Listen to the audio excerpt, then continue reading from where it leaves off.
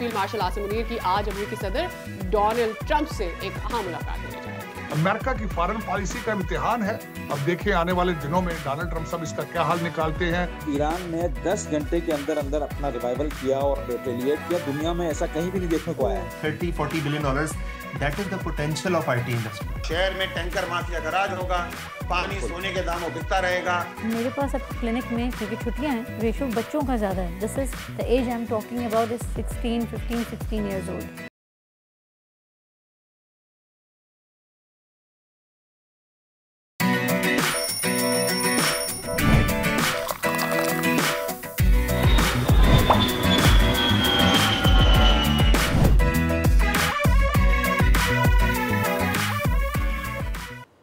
पाकिस्तान और अमेरिका के ताल्लुकात में अहम पेशरफ्त। फील्ड मार्शल सैयद आसिम मुनीर की आज अमेरिकी सदर डोनाल्ड ट्रंप से दोहराने पर मुलाकात तय पा गई।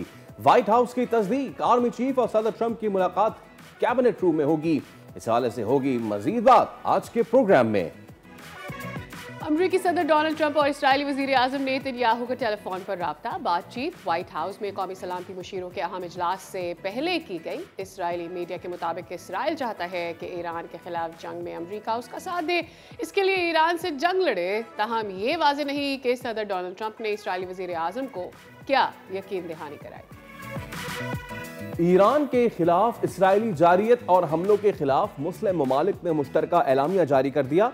मुश्तरका एलामिया मशरिक़ वुस्ता में तेजी से बदलती हुई इलाकाई सूरत हाल और इसराइल की ईरान के खिलाफ जारी फौजी जारियत के बाइस बेमिसाल कशीदगी के पेश नज़र जारी की गई। तर्जुमान दफ्तर खारजा के मुताबिक एलामिया में 13 जून से ईरान पर इसराइल के हालिया हमलों की शदीद मजम्मत की गई। ईरान में इसराइल से मुंसलिक दहशतगर्द गिरोह गिरफ्तार। गुज़िश्ता रोज़ ईरानी सिक्योरिटी फोर्सेस ने तेहरान से इसराइल से मुंसलिक दहशतगर्द गिरोह को गिरफ्तार किया। दहशतगर्द गिरोह के कब्जे से धमाका खेज मवाद भी बरामद हुआ, ईरानी मीडिया का दावा। और गर्मी में नरमी कब आएगी? दहकता सूरज कब तक मुंह चढ़ाएगा? पारा कब नीचे आएगा? शदीद गर्मी से शहरी तंग, कब तक लड़नी पड़ेगी ये जंग? जानेंगे आज के प्रोग्राम में। अस्सलाम वालेकुम, खुश आमदीद। आप देख रहे हैं दुनिया बोल है। मैं हूं सैयद फैसल करीम और मेरे साथ हैं Sadia Samson. A very good morning. और आज का सबसे बड़ा एजेंडा, सबसे बड़ी बात, सबसे अहम खबर ये है, टॉप स्टोरी ये है कि आज एक अहम मुलाकात होने जा रही है। फील्ड मार्शल आसिम मुनीर की आज अमेरिकी सदर डोनाल्ड ट्रंप से एक अहम मुलाकात होने जा रही है। और ये खबर इसलिए भी अहम हो जाती है क्योंकि ट्रंप कनाडा में मोदी से नहीं मिले। लेकिन मोदी तो पहुंचे थे अपनी रुदात सुनाने वहां पर। लेकिन रुदात सुनाने पहुंचे, लेकिन जो सुनने वाले थे वो बिल्कुल भी नहीं माने। तो ये अहम मुलाकात, बहुत ही अहम मीटिंग इस वक्त होने जा रही है।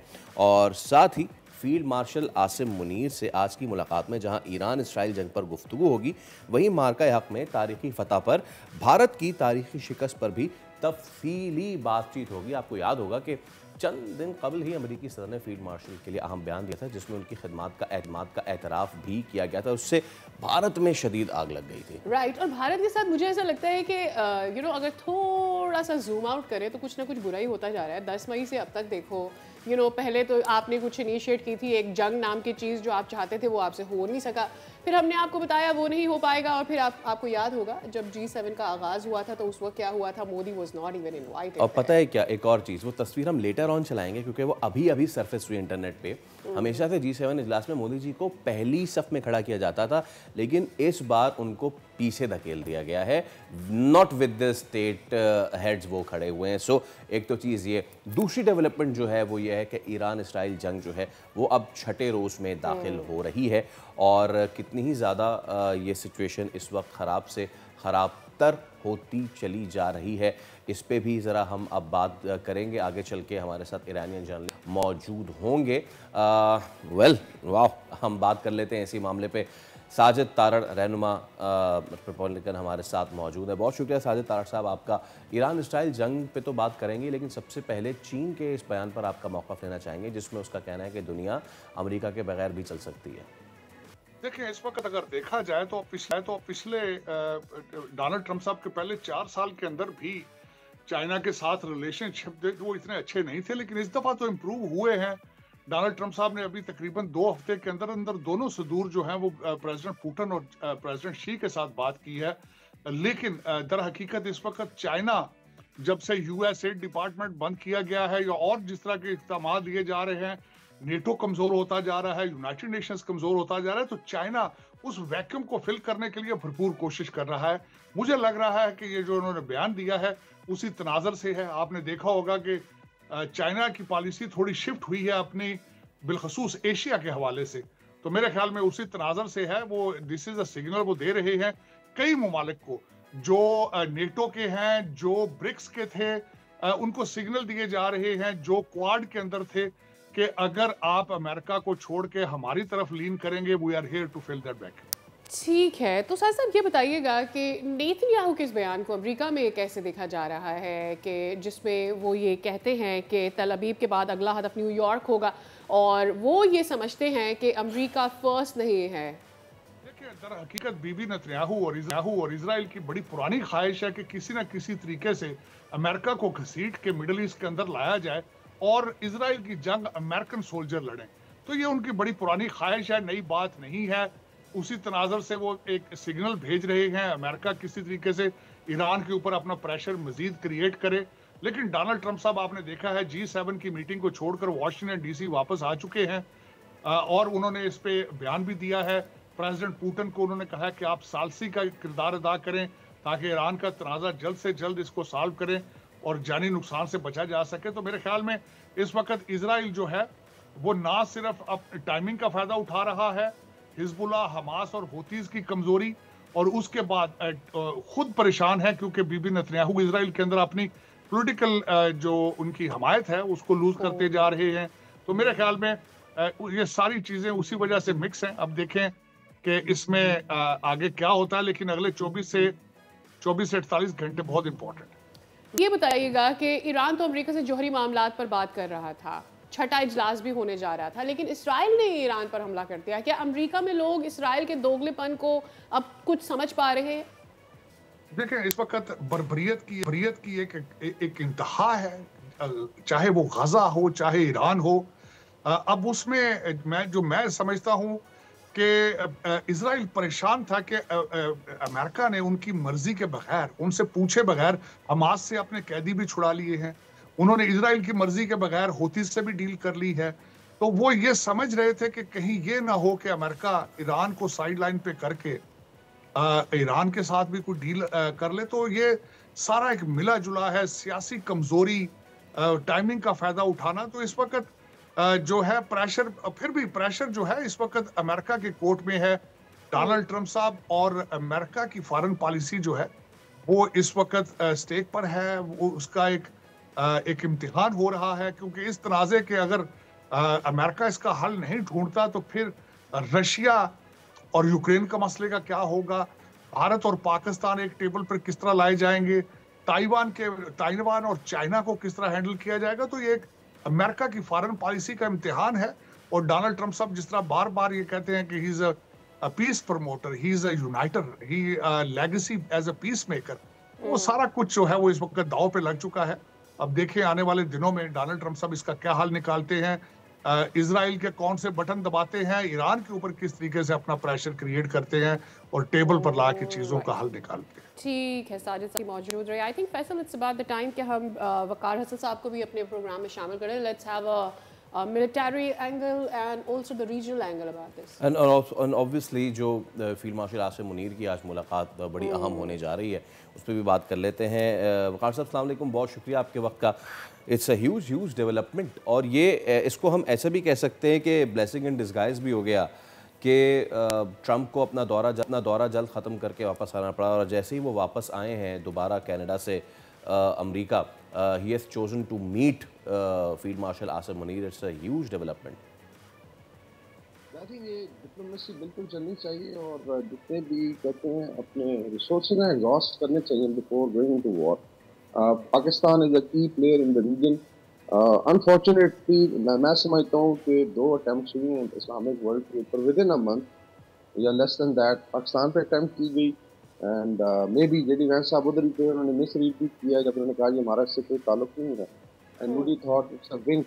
और लेकिन फिर वुडी का जबड़ा टूटा 10 तारीख को लोगों ने देखा कि एक नई शुबा शुरू हुई साउथ एशिया में, तो ये तो एक पोल है। फिर आई think this is very very unfortunate, जो बल्कि आई थिंक सरकार साहब ने कहा कि अंदर जेनोसाइड हुई फलस्तीनियों की, और उसके बाद जो है इस पे अटैक किया गया है ईरान पे। अच्छा, ऑन ग्राउंड थोड़ा मैं इस पे आज जिक्र कर दूं कि सिचुएशन क्या है इजराइल में, which is considered as 51st state of the United States, कि इस वक्त 50,000 जो रिच इजराइलीज हैं, बिकॉज आपको पता है सारे एयरपोर्ट्स ऑलमोस्ट पूरी तरह डैमेज हो चुके हैं। कमर्शियल एयरलाइन इनकी फ्लाई करके साइप्रस चली गई थी, सारे जहाज वहाँ से, जिसमें एल है, इजराइल एयर है और आर्किया है, और इवन आई थिंक नेतन्याहू कभी कह रहे हैं कि वॉर रूम उधर बेसिकली साइप्रस में ही टाइम है, बड़ा मुश्किल है वहाँ सर्वाइव करना। तो ये शटल कर रहा है वहाँ से किश्तियों पे जो है, जिस तरह डंकियाँ लगा के लोग जाते थे जब लीबिया तबाह हुआ टुवर्ड्स लेट्स से यूरोप, इस तरीके से लोग गए हैं और 50,000 इजराइलीज हैव गॉन। सो एक क्राइसिस है, बिकॉज लोगों को पता है, एंड समवन वाज मेंशनिंग एक सीज मेंटालिटी ये भी तारी है, psychologically Israelis are depressed because daily bombing होती है, मिसाइल गिरते हैं और बंकरों में आप कितना टाइम गुजार सकते हैं। तो practically basically there is a mental collapse of the Israeli nation which is result of Zionist policy. So I always say कि इजराइल में भी ऐसा नहीं कि सारे Zionist people are suffering. Of course. Maybe आपके लिए 10% Zionist हैं। ये ऑन ग्राउंड है। अभी एक और आई थिंक बड़ी जो बड़ा अटैक कल हुआ, दो इनकी बड़ी ऑर्गेनाइजेशन है, मोसाद का हेडक्वार्टर था बेसिकली हरदीया में, या और उसके बाद अमान में भी इनकी एक फॉरवर्ड लॉजिस्टिक बेस था इसका मोसाद का, वो हिट हुआ है, और फिर इसके बाद शिद्दत का हेडक्वार्टर हिट हुआ जो इंटरनल सिक्योरिटी को देखती है। ये अटैक फिर उसके बाद हाइफा पे आ जाए तो सबसे बड़ा पोर्ट है, कमर्शियल हब है, आईटी हब है, और इवन अडानी जो है भारत का, उसका बहुत बड़ा स्टेक है स्पोर्ट का 70%। तो ये इस डिस्ट्रक्शन के बाद I think now there is a realization कि इजराइल का जो ऑरा है या फिर इज्जत बचानी है, तो then I think one reason I think America is jumping in, which will be very very unfortunate, because उसके बाद जब वॉर के एक्सपैंड करने के चांसेस बहुत ज़्यादा हो गए। आई एम कॉलिंग इट खुदा ना खास्ता मिनी वर्ल्ड वॉर 3 शुरू हो जाएगी, because the way Iran is going to retaliate, और उसमें is going to be I think burning strait of Hormuz, it could burn Red Sea, और उसके अंदर देखें 30-35% ऑफ ग्लोबल एनर्जी फ्लो करती है। डोंट यू फील कि व्हेनेवर करते हैं कि जंग हो रही है, और हम जब भी जंग की बात करते हैं तो यू नो आपको दोनों मुल्कों की या दोनों पार्टीज को एक ड्यू रिस्पेक्ट देनी ही पड़ती है। ऐसा नहीं हो सकता कि आप एक के ऊपर प्रेशर डालते रहें और दूसरे को आप थोड़ा फ्री हैंड देते रहें। लेट्स से आपने देखा होगा कि मुसलसल ईरानियन जो सुप्रीम लीडर हैं उनको धमकियां इन अ वे दी जा रही हैं कि जी आप हमारे टारगेट पर हैं, we can hit you any moment we want but we are not going to do it. तो ये एक बड़ा ही अलग किस्म का तजाद किस्म का एटीट्यूड आपको नज़र आता है तमाम, अब खासतौर पर एक तो जिस तरह से नेतन्याहू ने बयान दिया, फिर उसको जिस तरह से ट्रंप ने सेकंड किया। कि बेसिकली जिस तरह मैं जिक्र कर रहा था कि इट्स ऑलमोस्ट लाइक 51st या 52nd स्टेट है, उसका लॉबी बड़ी स्ट्रॉन्ग है। लोग कहते हैं कि ट्रंप जो है, आई थिंक ट्रंप में भी ए जेन्युइन मैन ऑफ पीस, उन्होंने पहले रशिया यूक्रेन वॉर की देखें ख़त्म कराने की कोशिश, उनका क्लेम था, और उसमें भी I think there is a reference, we are in Istanbul में कॉन्फ्रेंस होने जा रही थी, रशिया यूक्रेन के एमिसरी आ रहे थे। उसी रात को एक अटैक होता है डीप इनसाइड रशिया, और उसमें सुनने को आया कि यूएस एस्टैब्लिशमेंट की, CIA थी, मोसाद थी और यूक्रेन इंटेलिजेंस, और पुतिन को इस तरीके से हिट किया जाता है कि वो गुस्से में आ जाते हैं, फिर वॉर शुरू हुई। तो I think there is a kind of I would say military industrial complex कह लें, या there is a lobby, war lobby in US which is supported by the Zionists also, कि दुनिया को आग लगा के रखे because they feel this is how they can keep the hegemony. I think जो चाइनीज प्रेसिडेंट का स्टेटमेंट आया है अभी जो सोशल मीडिया पे कि then people can look at the alternative, तो ये चीजें सब जा रही हैं। अभी देखें ग्लोबल मैप्स आ रहे हैं कि जो सपोर्ट है वो कहाँ पे है। सारा global south irrespective of to Islamic world है, by and large are with Iran. I doubt it के लेट्स से ईरान के अगेंस्ट कोई यहाँ पे है, सिवाय भारत जो है जो टिपिकल है उसके मुनाफिकाना पॉलिसी है और दोनों तरफ ट्राई करता है खेलने की, लेकिन by and large their social media was Israel because they have done genocide in Kashmir या गुजरात, वहाँ पे जो है पैलेस्टाइन में हो रही है। तो ये आई think this is the divide. I think G7 के अलावा और प्लस ये ऐड करने entire world is now with Iran because justified है। देखिए मॉरल पोजीशन भी होनी चाहिए, ईरान नेवर अटैक देम और they were ready to negotiate, और उसमें ट्रंप के पास एक I think I would say avenue थी, he could have become a man of peace, लेकिन उसको डिनाई किया गया। और अभी भी देखें जो वॉर मशीन अरेड हो रही है ईरान के अगेंस्ट, उसमें ठीक है president does sign the order but ultimately the establishment with runs the show. ये कुछ चीज़ें हैं देखने वाली, और उसके दौरान अगर कोई पाकिस्तान रोल प्ले कर सकता है फील्ड मार्शल असेंबली, वहाँ पे सब वेरी ह्यूज अपॉर्चुनिटी ये बैठ के चीज़ों को रिजॉल्व। देखें अभी टर्की में ये फीलिंग है खुदा न खासा ईरान डिस्टेबलाइज होता है तो दो एक्सिस जो हैं मूव करेंगे, ईस्ट की तरफ पाकिस्तान की तरफ मूव करेगा प्रेशर, और नॉर्थ वेस्ट टर्की की तरफ। एंड दे आर कॉलिंग कि जी अभी इंडिया पाकिस्तान बॉर्डर है हमारा border, this is what Turkey is saying, कि वहां से हमारा डिफेंस शुरू होगा, तो नोबडी वांट्स डिस्टेबलाइजेशन, फिर इसके ये कॉन्सिक्वेंसेस होंगे, दे आर एनॉर्मस। तो ये देखें खुदा न खास्ता एक वॉर यूरोप में चल रही है, ईस्टर्न यूरोप में, और अगर ये शुरू होती है, इमेजिन कि अगर ताइवान स्टेट में फिर क्राइसिस शुरू होता है अगेंस्ट ताइवान, तो फिर क्या मतलब दुनिया सिर्फ वॉर्स को मैनेज करेगी, और इस महजब माशरे किधर गए।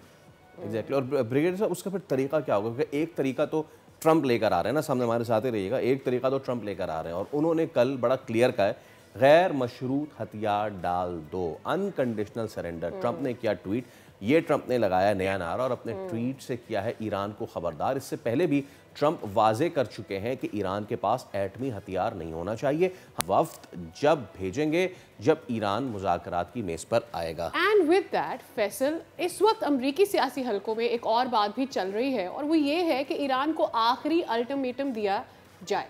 अच्छा, वो किस तरह का? वो इस तरह से दिया जाएगा कि ईरान के सामने तमाम तर मुतालबात की फहरिस्त रख दी जाएगी कि ये लें, और इन मुतालबात को तस्लीम करने का एक महदूद वक्त दे दिया जाएगा। एब्सोल्युटली। चले, अच्छा अब इस पे जरा साजिद तारड़ साहब से भी बात कर लेते हैं। सो तारड़ साहब, नाउ द सिचुएशन हमारे बिल्कुल सामने है। मुझे ये बताएं कि पहले गजा, फिर लेबनान, फिर शाम, अब ईरान, इसराइल खित्ते में तीसरी आलमी जंग को हवा भी दे रहा है, जिसका खदशा ब्रिगेडियर साहब भी जाहिर कर रहे थे। अमरीका, खास तौर पे डोनाल्ड ट्रंप, ये जंग रुकवा सकता है, और अगर रुकवा सकता है तो कब तक, जैसे पाक भारत जंग रुकवाई थी?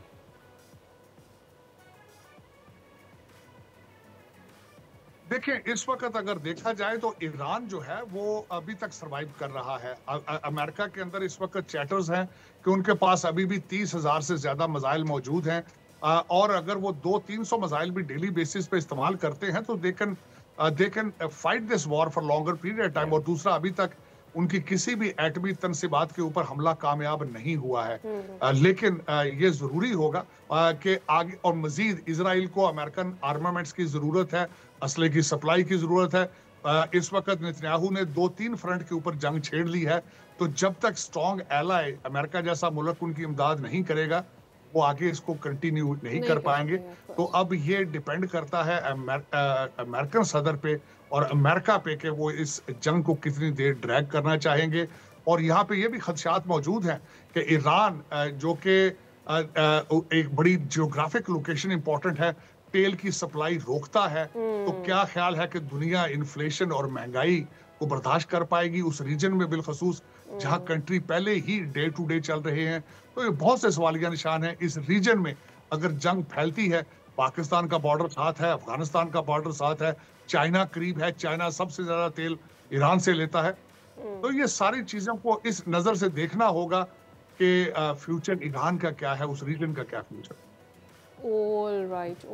With that, ब्रिगेडियर साहब, I have to come to you. हम लोग जो आप इससे पहले पॉइंट रेज कर रहे थे कि ओवरऑल दुनिया में क्या हो रहा है, कितने ही हर रीजन में हम देख रहे हैं कि कोई ना कोई दो मुल्क आपस में लड़ रहे हैं।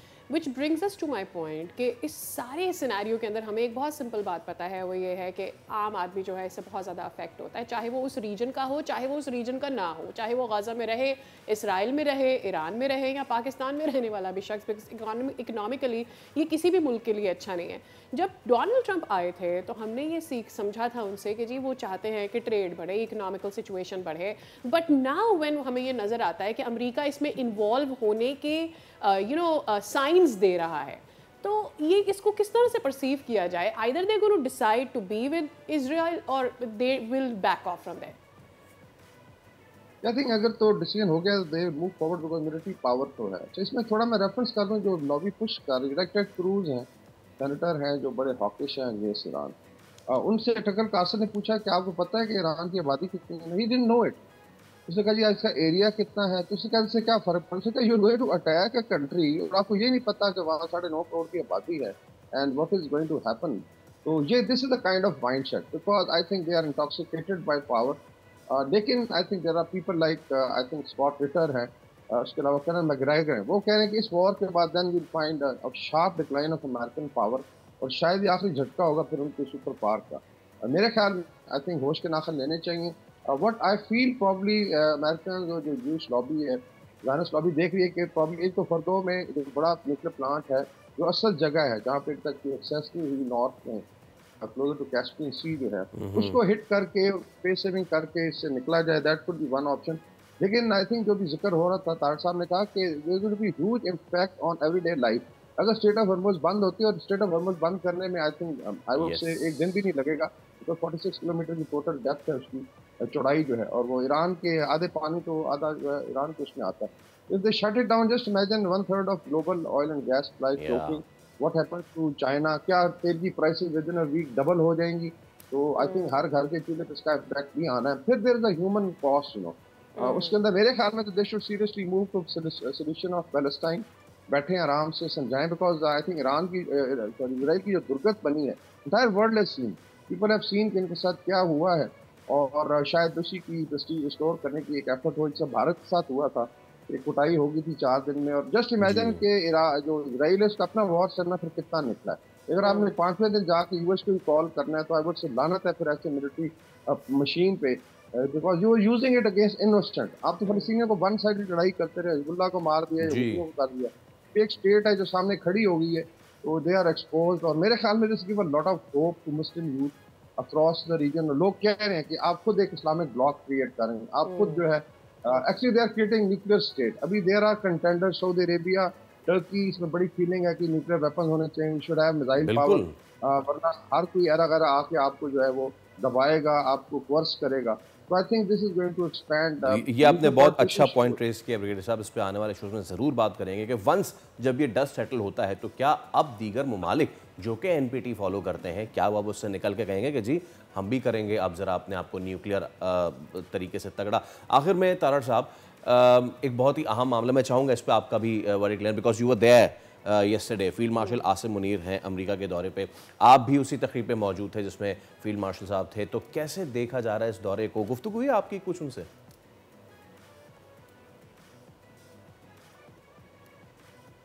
देखिए, जो सबसे बड़ी अचीवमेंट है इस दौरे पे, एक तो टाइमिंग बहुत सेंसिटिव है, ईरान के हवाले से, भारत तनाज़े के हवाले से, अफगानिस्तान की सिचुएशन के हवाले से, और दूसरा कल जो एक बहुत बड़ा तारीखी वाकया हुआ है वाशिंगटन डीसी में कि कौम पाकिस्तान एक नया पाकिस्तान है। 10 मई के बाद जो मायूसियां थी वो छट चुकी हैं, लीडरशिप, स्ट्रॉन्ग लीडरशिप आगे आ चुकी है, और दुनिया में आपने अपना लोहा मनवाया है।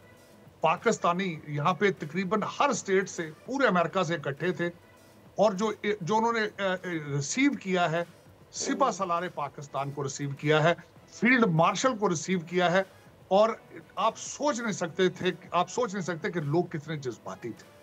नारे इतने लगा रहे थे कि वहां बोलने के लिए टाइम नहीं मिल रहा था आर्मी चीफ साहब को। और मैं कल ये पहली दफा एक ऐसी एक तकरीब के अंदर इनवाइटेड था जहां ना सिर्फ उन्होंने एक बड़ी जामे तकरीर की, बल्कि लोगों के 10 से 15 क्वेश्चन लिए।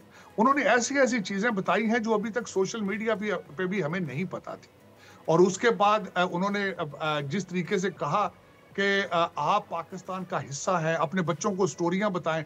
फिर उन्होंने कहा कि हम सोच रहे हैं कि ओवरसीज पाकिस्तानीज को वोटिंग राइट दिया जाए, इलेक्शन में हिस्सा लेने की इजाजत दी जाए, इस पे लेजिस्लेशन की कोशिश कर रहे हैं। फिर उन्होंने बताया है कि उन्होंने मई 10 को किस तरीके से इन चीजों को हैंडल किया है, पाकिस्तान के फ्यूचर के बारे में, मिनरल्स के बारे में, अर्थ मिनरल्स के बारे में जिक्र किया। तो मेरे ख्याल में मेरे लिए ये इंफॉर्मेशन नहीं थी, लेकिन कल जज्बात देखने वाले थे उस इवेंट के अंदर। आई विश के मीडिया, पाकिस्तानी मीडिया इसकी असली तस्वीर लोगों को दिखाए कि लोग किस तरीके से बेताब थे अपने फील्ड मार्शल और सिपा सालार को देखने के लिए। Right, obviously it was a proud moment for a lot of Pakistanis living over there in USA. उसकी एक अहम वजह ये भी थी कि जो अभी एक मिस एडवेंचर इंडिया ने करने की कोशिश की और जिस तरह से भारत ने मुंह तोड़ जवाब दिया, it is valued so much कि अगर ये फ़ौज उस तरह से दिफा ना करती तो फिर पाकिस्तान की सूरत हाल इससे मुख्तलिफ भी हो सकती थी। साजिद तार साहब, बहुत बहुत शुक्रिया, आपने वक्त निकाला हमारे प्रोग्राम के लिए, और हमारे साथ ब्रिगेडियर साहब भी मौजूद थे। साहब, आप दोनों का बहुत बहुत शुक्रिया। चले हम एक ब्रेक ले रहे हैं, ब्रेक के उस पार जब हम आएंगे तो हम ईरान में इस वक्त सिचुएशन क्या चल रही है, ईरानियन जर्नलिस्ट हमारे साथ मौजूद होंगे, मुर्तज़ा नकवी। एक ब्रेक के बाद हमारे साथ रहिए।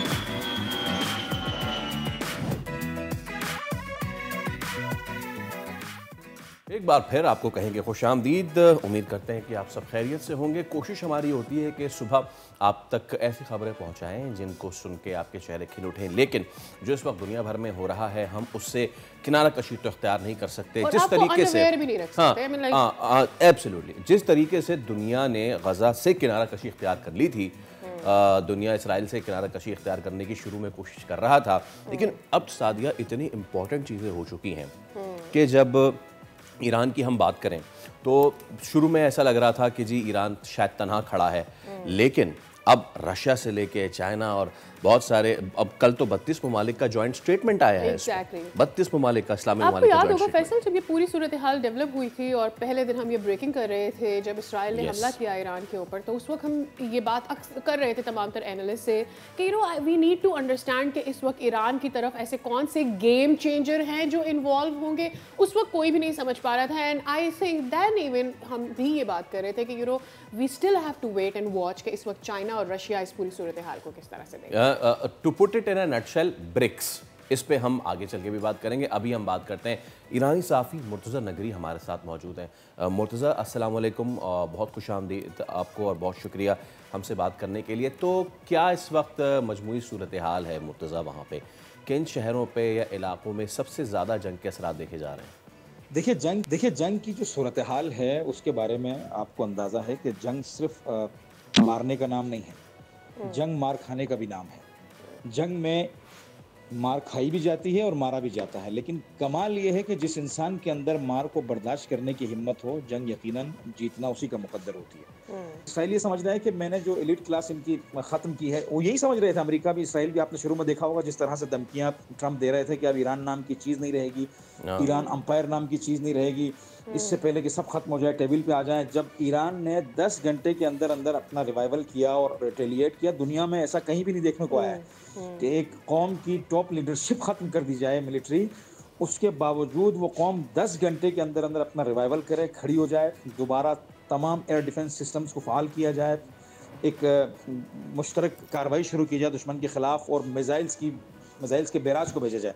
ये दुनिया में अभी तक कमाल जंगी मामलात में ईरान को हासिल है। और जो सबसे ज़्यादा जिन इलाकों पर जंग मुसल्लत है वो लाजिम बात है तेहरान है, या वो इलाके ईरान के चंद एक वो सूबे इस्फहान और कुछ और सूबे के जिनके अंदर एटॉमिक प्लांट्स हैं या मिसाइल डिफेंस सिस्टम या मिसाइल सिस्टम है, उन इलाकों को ज़्यादा हिट और टारगेट किया जा रहा है अभी तक। लेकिन उसके अंदर भी इनके एयर डिफेंस सिस्टम ने अब तक 4 F-35 तैयारे, जिसके बारे में अमेरिका बहादुर का ये दावा था कि हमारा ये तैयारा रेडार के अंदर आता नहीं है, तबाही मचा के निकल जाता है, जिस तरह से राफेल के बारे में इंडिया का दावा था। तो F-35 4 तैयारे इन्होंने गिरा दिए, और ये भी इम्तियाज़ पहला ईरान को हासिल हुआ। और उसके अलावा जितने इनके हुर्मुस ड्रोन्स या दीगर जो ड्रोन्स आ रहे हैं उनकी भी अक्सरियती तादाद को मार गिराया जाता है, चंद एक गिर जाते हैं और फिर उस पर गौगा मचता है। चूँकि ईरान में मीडिया बैंड नहीं है, ईरान ने अभी तक मीडिया बंद नहीं किया है, ईरान दिखाता है जो वाक़यात हो रहे हैं। इसराइल ने मीडिया बैंड किया है। फ्यू डेज पहले की बात है मुर्तज़ा कि हम ये बात कर रहे थे कि सब ये कह रहे हैं कि इसराइल ने ईरान को सरप्राइज कर दिया, ऑल्दो सब ये बात करते कि वो हमला करेगा, but the way Iran made a come back, वो भी एक सरप्राइज ही था इसराइल के लिए। बट इसमें आम जान का ज़िया बहुत होता है दोनों तरफ ही अगर हम बात करें। सो क्या कुछ इसके ऊपर एनालाइज किया जा सका है कि आवाम को और इंफ्रास्ट्रक्चर को इस पूरी जंग में अब तक कितना नुकसान हुआ है? अभी तक जो बुनियादी तौर पर ईरान को मसाइल दरपेश हैं वो ये हैं कि कुछ मोसाद के जो एजेंट्स यहाँ पे काम कर रहे थे एक लंबे अरसे से, जिनको यहाँ पर मुख्तलिफ उमूर के अंदर इस्तेमाल किया गया, जैसे साइंसदानों की दहशतगर्दी के लिए, जैसे ईरान की बड़ी शख्सियात हैं उनकी दहशतगर्दी के लिए, उन एलिमेंट्स का सामना है। अभी तक तो सबसे बड़ी मुश्किल फ़िलहाल यही है कि उन लोगों को काउंटर किया जा रहा है, उनको पकड़ा जा रहा है, उनको ट्रेस किया जा रहा है। इसके अलावा फ़िलहाल ईरान के अंदर किसी चीज़ की मुश्किल नहीं है, खाने पीने के किसी आइटम की शॉर्टेज नहीं है, तेल की शॉर्टेज नहीं है, मेडिकल का मसला नहीं है, किसी भी किस्म की फैलन कोई प्रॉब्लम नहीं है। बस कुछ ज़ायरीन जो पाकिस्तान या मुख्तलिफ इलाकों से आए हुए थे उनको बाय एयर का इशू है, क्योंकि एयर स्पेस बंद है तो वो बाय रोड जा रहे हैं, बस उनको ये तकलीफ हुई है ज़ायरीन को कि उन्हें बाय रोड जाना पड़ा। हो सकता है उनमें बूढ़े हों, हो सकता है कुछ मरीज़ हों, तो ये मुश्किलात पेश आती हैं, क्योंकि बाय एयर अक्सर वही लोग आते हैं जो मरीज़ होते हैं या मुश्किलात का उनको सामना होता है, किसी किस्म की बीमारी या उनको वक्त की तंगी होती है। तो ये थोड़ी बहुत मुश्किलात हैं नॉर्मली, वैसे ऐसा ईरान में इस वक्त कोई मुश्किल नहीं है। अच्छा, ये बताइए मुर्तज़ा साहब, ईरान के अंदर आम शहरी का रद्द अमल क्या है? एक तो हमने देखा था कि जो सहर इमामी थी एंकर, क्या ब्रेव लेडी हैं वो। उसी तरीके की जज्बात की तर्जुमानी एक आम ईरानी भी कर रहा है। देखिए, मैं इस वक्त के जब आपसे बात कर रहा हूँ, मेरे घर में कुछ मेहमान हैं, मैं उनके लिए सामान लेकर आया हूँ। मेरे घर पे बाकायदा खाना पकाया जा रहा है। वो मेहमान अपने घर से आएंगे, मेरे पास खाना खाएंगे, फिर 15 किलोमीटर का रास्ता तय करके अपने घर जाएंगे। तमाम ज़िंदगी नॉर्मल तरीके से बिल्कुल रवा दवा है। मेरी सुबह अपनी गाड़ी में मैंने पेट्रोल डलवाया है, मैं बाज़ार से जाके चीज़ें लेकर आया हूँ। बाज़ारों के अंदर किसी किस्म का कोई रश नहीं है। ज़िंदगी एब्सोल्यूट बिल्कुल रवा दवा है, किसी किस्म की कोई मुश्किल नहीं है और नकल मकानी का कोई रुझान ही नहीं है। जिस तरह से मैंने पहले आपकी खिदमत में अर्ज़ किया था, नकल मकानी वहाँ की जाती है जहाँ पर मुहाजरत होती है। मैं मुहाजरत करके ईरान में नहीं आया हूँ, मसईद ईरानी का ये कहना है। एक ईरानी ये कहता है कि मैं मुहाजरत करके ईरान नहीं आया हूँ। मैं एक पाकिस्तानी स्टूडेंट यहाँ पर पढ़ रहा हूँ, 4-5 साल से मेरी स्टडी चल रही है। मैं इसराइल की धमकी से मरगूब होकर भागने के लिए तैयार नहीं हूँ। तो एक ईरानी जो जिंदगी यहाँ गुजार रहा है, जिसके आबा व अजदाद, जिसकी अपनी ज़मीन है, मुझे बताइए वो कहाँ जाएगा, छोड़ के जाएगा? कहाँ जाएगा अगर छोड़ के जाएगा? ये इसराइल के ऊपर ये बातें सिद्क़ आती हैं। ये इसराइल के लिए बातें हैं चूँकि वहाँ की अक्सरियती आबादी जो है वो इधर उधर से पकड़ दकड़ कर लाई गई है, एक मकबूजा आबादी बनाई गई है। अमेरिका और मगरिब के अपने मफादात के लिए एक प्रॉक्सी यहाँ तैयार की गई है। अगर भागेंगे तो यकीनन वो भागेंगे। ये चीज़ ईरान के लिए नहीं है, ये उनके लिए है। ईरानियों ने कहाँ जाना है? उन्होंने मरना भी इसी सरजमीन पे है, वो पैदा भी इसी सरजमीन पे हुए हैं और इसी खाक का वो हिस्सा है। ये खाक उनसे है और वो इसी खाक से हैं। ज़बरदस्त। सही सही। अच्छा, ये बताइएगा कि इस वक्त जो इंटरनेशनल रिएक्शन आया है, एक तो उसको खुद ईरान में कैसे देखा जा रहा है, और फिर आप क्या समझते हैं इस इंटरनेशनल रिएक्शन का, इस पूरी सूरत हाल में जो झुकाव है उस पर? देखिए, आलमी बरादरी के रद्द-ए-अमल पे मत जाइए। आलमी बरादरी के अंदर इस वक्त इत्तेहाद का जो फुक़दान है, इंसानियत की तरफ से हैवानियत की तरफ जो आलमी बरादरी जा रही है, वो खुद आप देख रहे हैं। बाकी पूरी दुनिया के अंदर अवामी रद्द-ए-अमल ईरान की हिमायत में है। अमेरिकन जो इस्टेब्लिशमेंट है, अमेरिकन जो गवर्नमेंट है, आपने देखा वो नेतन्याहू के साथ है, ब्रिटेन नेतन्याहू के साथ है, यूरोप नेतन्याहू के साथ है, जो इनकी गवर्नमेंट्स हैं। लेकिन वहाँ भी तमाम तर अवामी नुक्ता नज़र ईरान की हिमायत में हमवार है। पाकिस्तान हो गया, गल्फ़ के स्टेट्स हो गए, दीगर स्टेट्स हो गए, वो ईरान की, जैसे रशिया हो गया, चीन हो गया, ईरान की भरपूर हिमायत कर रहे हैं। तो इखलाकी तौर पर भी मॉरल जो सपोर्ट है वो भी ईरान को हासिल है। और ये जो गर्ब की गवर्नमेंट्स हैं जिनका काम लोगों के ऊपर इस्तिकबार के जरिए हुक्मरानी करना, न्यू कॉलोनिज्म का एजेंडा कौमों पर नाफिज करना, उनको इस्तेमाल करना, जिनका ये कारोबार था जिसके जरिए लोगों को लूटते थे, ममालिक को लूटते थे, ये इनका कारोबार बंद होने लगा है। बिल्कुल ठीक है। अच्छा, आखिर में मुर्तज़ा साहब, इस जंगी सूरत हाल में ईरानी हुकूमत की जानिब से बैरून मुल्क मुकीम शहरियों के लिए क्या इक़दाम किए गए हैं? देखिए, जंग के मामलात ऐसे ही होते हैं। जब आप जंग करते हैं तो एक आपको पड़ती है तो आपका इंफ्रास्ट्रक्चर तबाह होता है, जब दूसरे को पड़ती है तो उनका इंफ्रास्ट्रक्चर तबाह होता है। लेकिन सूरत हाल पेचीदा कहाँ है कि इसराइल का और ईरान के रकबे में बहुत फ़र्क है। इसराइल का रकबा ईरान के एक छोटे सूबे के बराबर भी नहीं है, जबकि ईरान के अंदर 30 से ज़्यादा सूबे हैं और ईरान का रकबा पाकिस्तान से भी 2 गुना ज़्यादा है। आप अंदाज़ा लगाइए कि इसराइल शायद हमारे शहर कराची से भी छोटा हो, उसकी आबादी भी तकरीबन कोई 9-10 मिलियन के करीब है। इसराइल कितना हमला करेगा और कहाँ तक करेगा, आप मुझे सोच के बताइए। इसराइल जितना भी हमला करे, ईरान के शायद 1/10 हिस्से को तबाह करना भी उसके बस की बात नहीं है। लेकिन अगर यही जंग इसी तरह से ईरान जो अब तक मिसाइल हमले कर रहा है, अगर यही हमले जारी रहे और यही 15-20 दिन तक हमले जारी रहे और ईरान सस्टेन कर गया और इसी तरह हमले करते रहा, कोई मुश्किल पेश नहीं आई, तो आप यकीन करें इसराइल आधे से ज्यादा यानी 80% इसराइल जो है वो खत्म होकर रह जाएगा 10 से 15 दिन में। बिल्कुल। गजा की जो सूरत हाल इन्होंने बनाई थी पिछले चंद दिनों में, वो अब उनकी बनती जा रही है। मुर्तज़ा साहब, ठीक है, बहुत शुक्रिया आपका, थैंक यू सो मच। जो आपने सिचुएशन इस वक्त वहाँ पे कि people are being very normal, तो ये तो बड़ी खुशआइन बात है। उम्मीद करते हैं कि पीपल भी नॉर्मल रहें, हालात भी नॉर्मल रहें। सादिया, आगे बढ़ते हैं ज़रा। बजट आ गया है जी, फैसल आ गया है और बहुतों को रुला गया है। अच्छा, लेकिन बहुत से लोग खुश भी तो हैं। पता नहीं कौन से हैं, कौन है भाई ये लकी लोग जो इतने खुश हैं? भाई, स्पीकर, अरकान असेंबली ये खुश हैं, इनकी तनख्वाहें बढ़ाई, इससे कम से कम इनके चेहरों पे तो खुशी आई है। पैसे, लेकिन आवाम पर तो उदासी छाई हुई है ना, वो तो दुहाई दे रहे हैं, चाहे आप शॉपिंग कर रहे हैं, ऑनलाइन कर रहे हैं, जैसे मर्जी शॉपिंग जाके कर रहे हैं, नए टैक्सेस आ गए हैं और नए वफाकी जो बजट आया है उसमें ई कॉमर्स हो या फिर ई स्टोर हो, ऑनलाइन कारोबार करने वाले भी हों, वो सब आएंगे अब टैक्स एक्ट की जद के अंदर। यानी अब सूरत हाल ये है कि क्या ऑनलाइन मंगवाएं और कौन कौन सी अशिया सर्विसेज की ऑनलाइन पेमेंट अदा करें, इस पर भी अब सोचना पड़ेगा। बिल्कुल, और आज इसी के ऊपर ज़रा बात कर लेते हैं। हमारे साथ मौजूद हैं IT एक्सपर्ट उस्मान आसिफ। अस्सलाम वालेकुम Usman, how are you doing today? Walaikum assalam, Sadia. I'm doing very well. Right. First thing first, नए टैक्सेस आए हैं, हमें थोड़ी परेशानी है, ख़ास तौर पे वो ख़वातीन जो ऑनलाइन शॉपिंग करती थी, तो ये कैटेगरी किस तरह से उसको स्लैब किया गया है, ज़रा बताइएगा हमें। हाँ जी, जो नए टैक्सेस ई कॉमर्स पे आए हैं 18% उनको टैक्स नेट में लेके आ रहे हैं। बहरहाल ये IT से मुतल्लिका नहीं है। IT इंडस्ट्री की अगर हम बात करें तो IT इंडस्ट्री में हमारी उम्मीद ये थी कि सैलरीड एम्प्लॉई जो हमारा है, जो हमारा मेन एसेट है, उसको थोड़ा सा रिलैक्स किया जाएगा। बहरहाल सिंबॉलिकली कुछ आसानियाँ की हैं, लेकिन वो बहुत ही सिंबॉलिक है। And I am grateful, thankful for the government to do that, consider that, लेकिन ये काफ़ी नहीं है। यानी सरचार्ज में भी सिर्फ 1% की कमी की गई है, जो कि बहुत ही कम है। और इसी तरह जो हमारी दूसरी डिमांड थी कि डिस्पैरिटी बिटवीन एक पाकिस्तानी कंपनी एम्प्लॉय को हायर कर रही है या बाहरी कंपनी एम्प्लॉय को हायर कर रही है, तो उसमें बहुत ज़्यादा डिस्पैरिटी है। तो डिस्पैरिटी को कम किया जाए, लेवल प्लेइंग फील्ड दी जाए, लेकिन हमारी गुजारिशात नहीं सुनी गई इस बजट में, तो हम तो बहुत खुश नहीं हैं। Okay, you know what Usman साहब, द थिंग इज़ कि IT सर्विसेज के अम्ब्रेला में आता है और सर्विसेज पे टैक्स जो है वो हर जगह है पाकिस्तान में, लेकिन जब आप सर्विस एज एन IT को देखते हैं तो इस सर्विस को आपको ख़ुद भी सर्व करना पड़ता है। मैं ये कहना चाह रहा हूँ कि मॉडर्न दुनिया में जहाँ पे आप देख रहे हैं कि IT को बूम दिया जा रहा है, इस सेक्टर को मज़ीद गवर्नमेंट की तरफ से बहुत सारी बेनिफिट्स दिए जाते हैं, सो दैट यू नो ये आपकी हुकूमत को उल्टा कमा के दे। सो बाकी दुनिया में एक अलग चीज़ चल रही है, हमारे यहाँ क्या मामला चल रहे हैं? हाँ जी, ये काफ़ी अनफॉर्चुनेट है।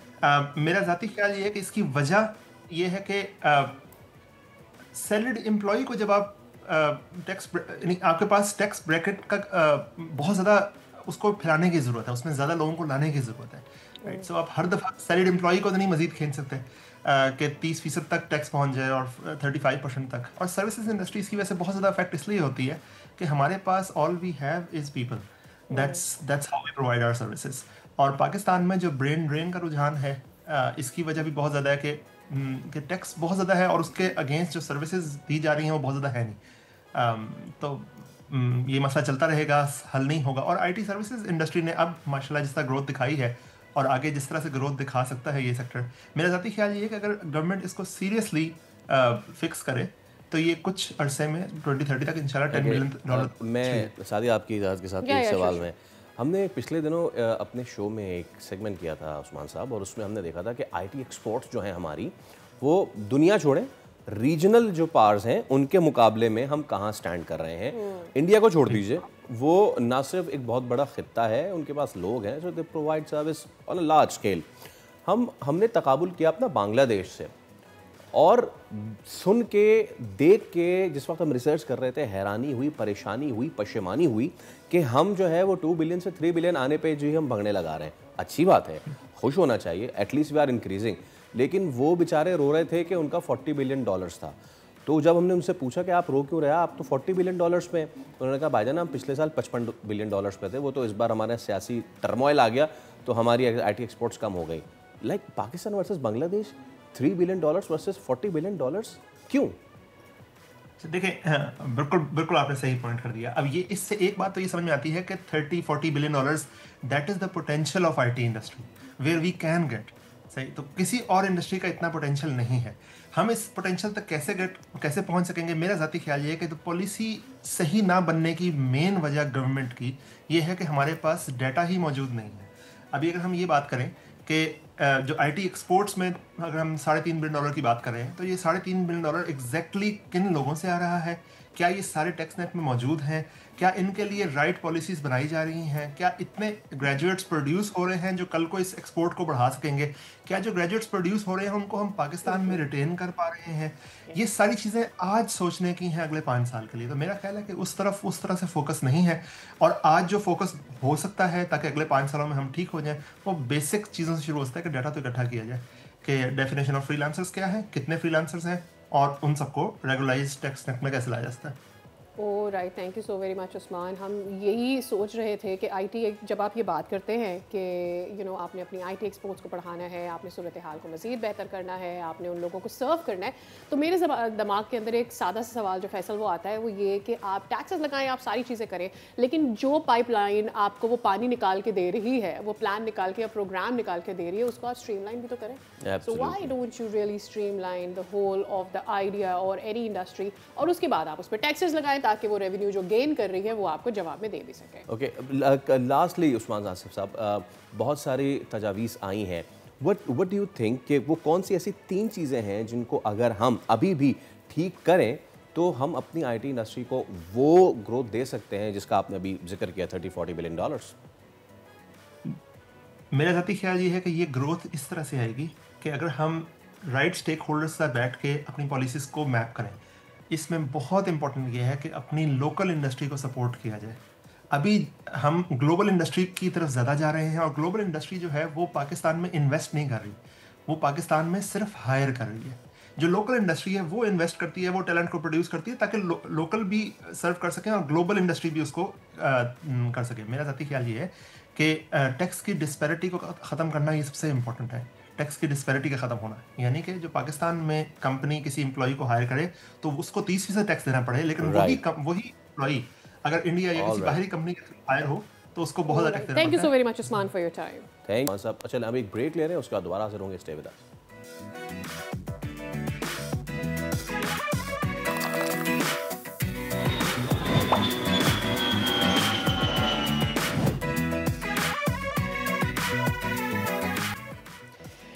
वेलकम बैक अगेन, और कहते हैं एक बार फिर खुशामदीद। Faisal, I was thinking how was your morning today?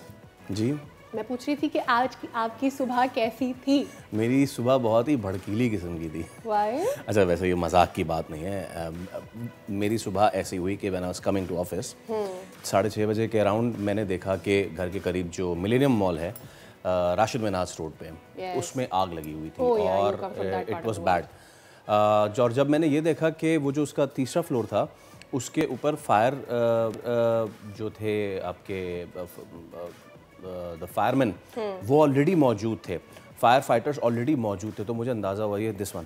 तो ये रात में प्रॉबेबली ये 4 बजे के करीब लगी। और उसके बाद फिर ये सिचुएशन, ये देखें आप, इसमें ना फायर ये जो फाइटर्स हैं वो इसमें जा भी रहे हैं, उसको बुझाने की कोशिश भी कर रहे हैं। 6 गाड़ियाँ थी जो कि बुझा दी। मेरे ख्याल से मजीद डिटेल्स हम ले लेते हैं। अब वेल, खुरम गुलजार से बात कर रहे थे। स्टेटस है इस वक्त? जी बिल्कुल, इस वक्त मैं मौजूद हूँ राशिद बनास रोड पर वाक़ मारूफ शॉपिंग मॉल मिलीनियम मॉल पर, जहाँ पर रात गए तकरीबन 4 बजे के वक्त आग लगी और आग ने देखते ही देखते पूरी छत को अपनी लपेट में लिया। आग की इत्तला मिलते ही फायर ब्रिगेड का अमला और रेस्क्यू 112 का अमला मौके पर पहुँचा और आग पर काबू पाने की कोशिशें शुरू कर दी गई।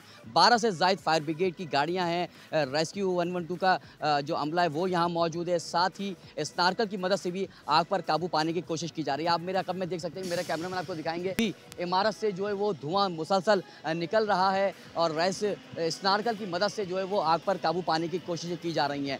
3rd आग जो है वो 4th फ्लोर पे लगी, जिसने ऊपर के पूरी छत को लपेट में लेने के बाद आग जो है वो 3रे फ्लोर पर आ गई। अब 3रे फ्लोर में भी हम देख रहे हैं कि आग फैल चुकी है और इस वक्त फायर ब्रिगेड का अमला और रेस्क्यू 112 का अमला आग पर काबू पाने की कोशिशें कर रहा है। इस वक्त हमारे साथ रेस्क्यू के तर्जुमान मौजूद हैं। हसन से पूछते हैं कि सर क्या वाक़या हुआ, आग कैसे लगी और अब तक कितनी गाड़ियां यहाँ मौजूद है और आग की सूरत हाल क्या है? देखें 4 बजे के करीब रेस्क्यू 1112 के कमांड एंड कंट्रोल में इत्तला मौसूल हुई थी। हमारी पहली गाड़ी ने रिस्पांस किया विदिन 15 मिनट।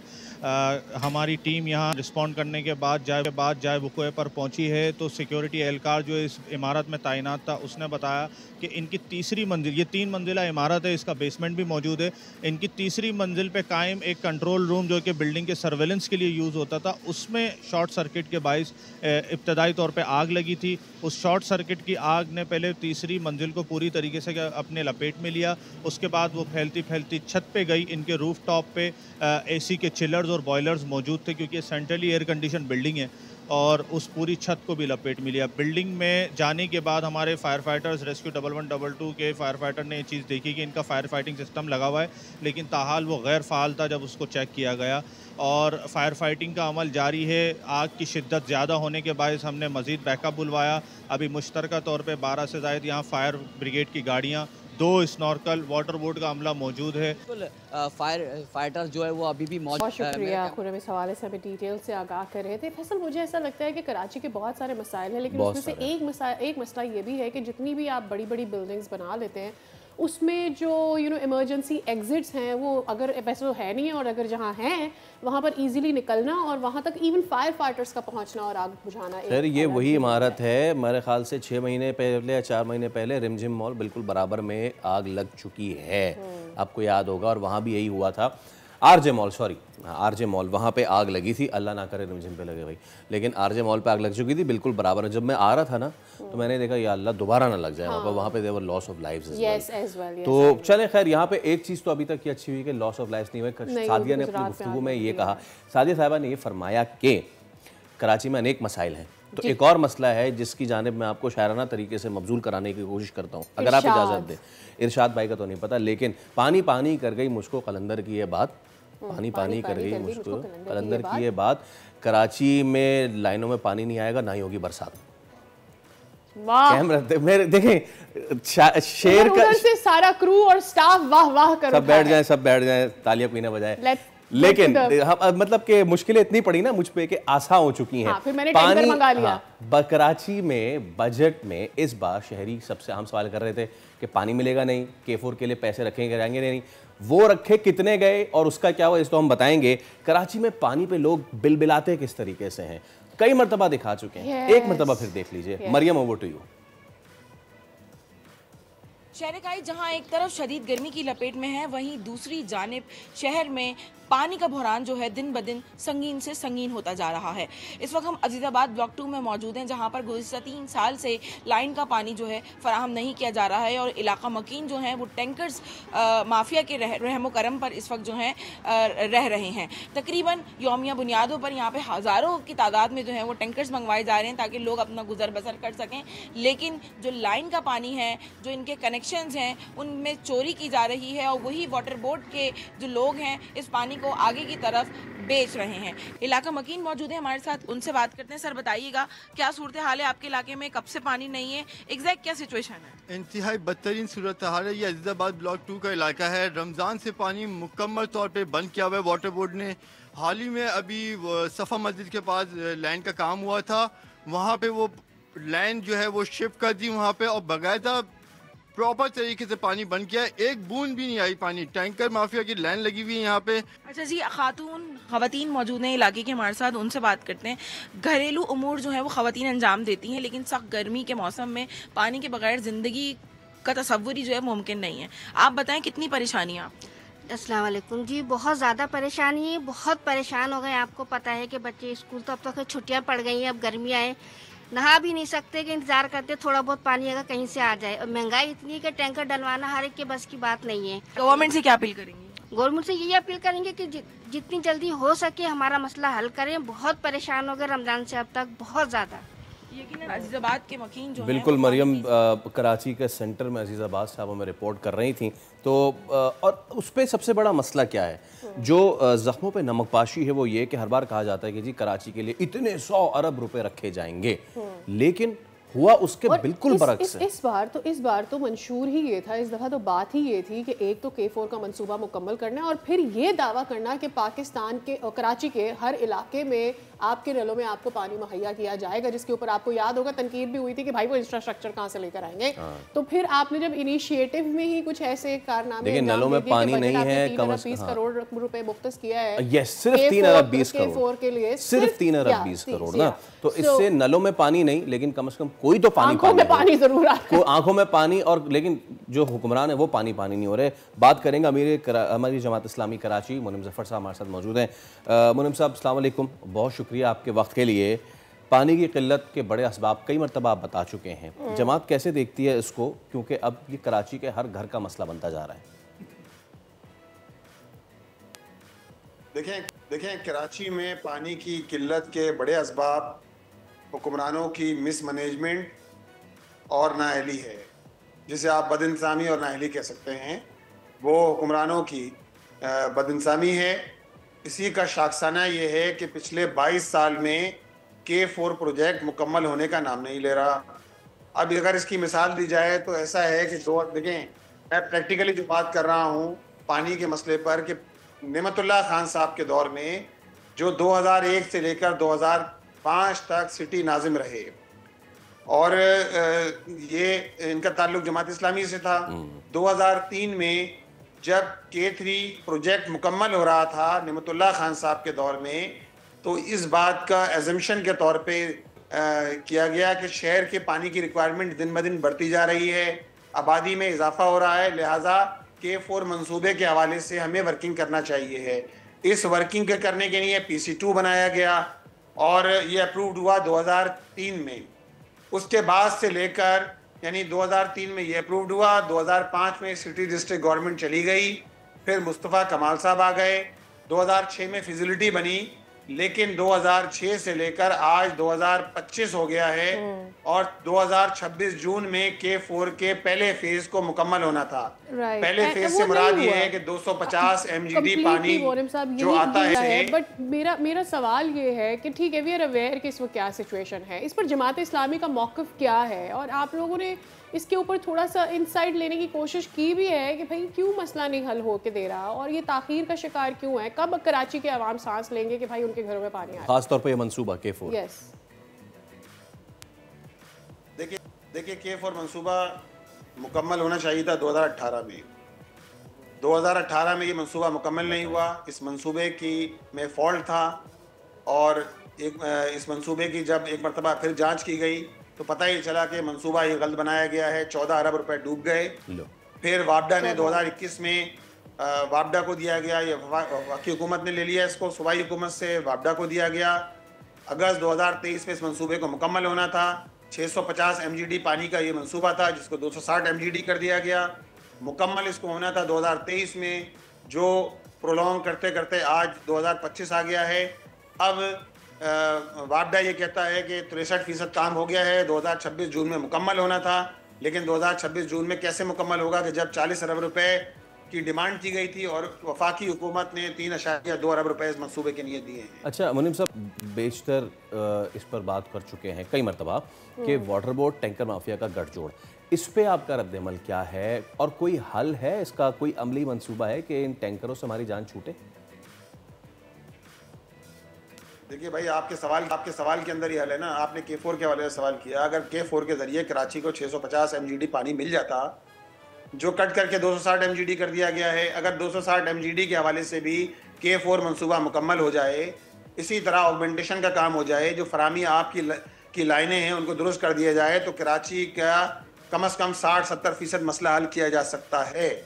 लेकिन जब आप ये मसला ही हल नहीं करेंगे तो फिर क्या होगा? शहर में टैंकर माफिया का राज होगा, पानी सोने के दामों बिकता रहेगा, और इस पानी के इस पूरे खरीदो फरोख्त में XCN से लेकर लाइनमैन से लेकर XCN, superintendent engineer, water and sewerage corporation के जो है वो सारे अफसरान, और इल्ला माशाल्लाह पीपल्स पार्टी, बिलावल हाउस और उससे ऊपर भी सारे इदारे इसके अंदर शामिल हैं। पानी की खरीदो फरोख्त में शहर में टैंकरों का राज है, और तकरीबन 10,000 से ज़्यादा टैंकर इस पर शहर में पानी लोगों को सप्लाई कर रहे हैं। नहीं आ रहा तो नलकों में पानी नहीं आ रहा।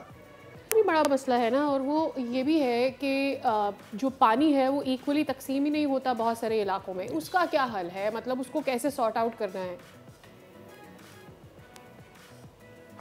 हल यही है कि K4 मंसूबा मुकम्मल किया जाए, ऑगमेंटेशन का काम तेज तर किया जाए ताकि लोगों को पानी, ताकि उसके नतीजे में लाइनों में फरामी आब का जो अमल है वो तरीके के साथ हो सके, इसमें पानी का लाइनों से पानी का रसाव ना हो। और इसी तरह मैकेनिज्म देखें बन सकता है, ये बन सकता है कि अगर डेली पानी नहीं भी आता तो एक दिन गैप से भी पानी इलाकों को सप्लाई किया जा सकता है। लेकिन जब आप पॉलिटिकली बुनियाद पर ये सारे काम करेंगे, जब आप लाइनमैन और इसी तरह जो दीगर अमला है, आप XCN, लाइनमैन, सुपरिटेंडेंट इंजीनियर, ये सारे काम आप जो है पॉलिटिकल बुनियाद पे करेंगे, इलाकों की बुनियाद पर एक इलाके का पानी जो है दूसरे इलाकों को देंगे तो उसके नतीजे में तो पानी नहीं मिलेगा। हल यही है K4 मंसूबा मुकम्मल करो और ऑगमेंटेशन का काम तेज करो, मुनसिफाना तौर पे लोगों को पानी दो, इंशाअल्लाह ताला कराची का पानी का मसला हल हो सकता है। बात यह है कि अगर आपके अंदर विल हो, आपके अंदर विल ना हो, आप झूठ, फ्रॉड, रिश्वत, सिफारिश, साजिश, ये सारे काम करते रहें एक तो मुनीम साहब हो गई विल सिस्टम। अच्छा, बहुत सारे इलाकों से इस तरह के वीडियो सरफेस हुए हैं कि जहाँ पे जमात इस्लामी के बल्दियाती नुमाइंदे हैं, वहाँ पे उन्होंने काम किया, पानी आया वहाँ पे और उसको हमें क्रेडिट देना होगा। फ़र्ज़ कीजिए अगर आपकी ऑल इन ऑल गवर्नमेंट आ जाती है तो यही मसला सबसे पहला होगा आपका हल करने के लिए? भाई जमात इस्लामी ने आवाज़ बुलंद की है, जमात इस्लामी यही कर सकती है। हम हिज़्ब इख्तिलाफ में हैं, हम सिटी गवर्नमेंट के अंदर भी हिज़्ब इख्तिलाफ के अंदर हैं। ये पीपल्स पार्टी जो महकमा है Karachi water and sewerage corporation, ये पीपल्स पार्टी की सूबाई हुकूमत के अंडर में आता है। काबिज मेयर मुर्तज़ा वहाब साहब इसके चेयरमैन हैं। जो उनके करने का काम है वो काम करेंगे तो इंशाअल्लाह ताला उसके नतीजे में चोरी रुक सकती है। लेकिन जब चोर को ही जो है वो चौकीदारी पे लगा दिया जाएगा तो ये चोरी का अमल नहीं रुकेगा। इसी तरह ये धंधा चलता रहेगा, XCN से लेकर लाइनमैन से लेकर XCN और हर बिलावल हाउस तक ये सारा मैकेनिज्म एक है और पानी की खरीदो फरोख्त का अमल जारी है और कराची के लोगों को नलकों में पानी नहीं मिल रहा।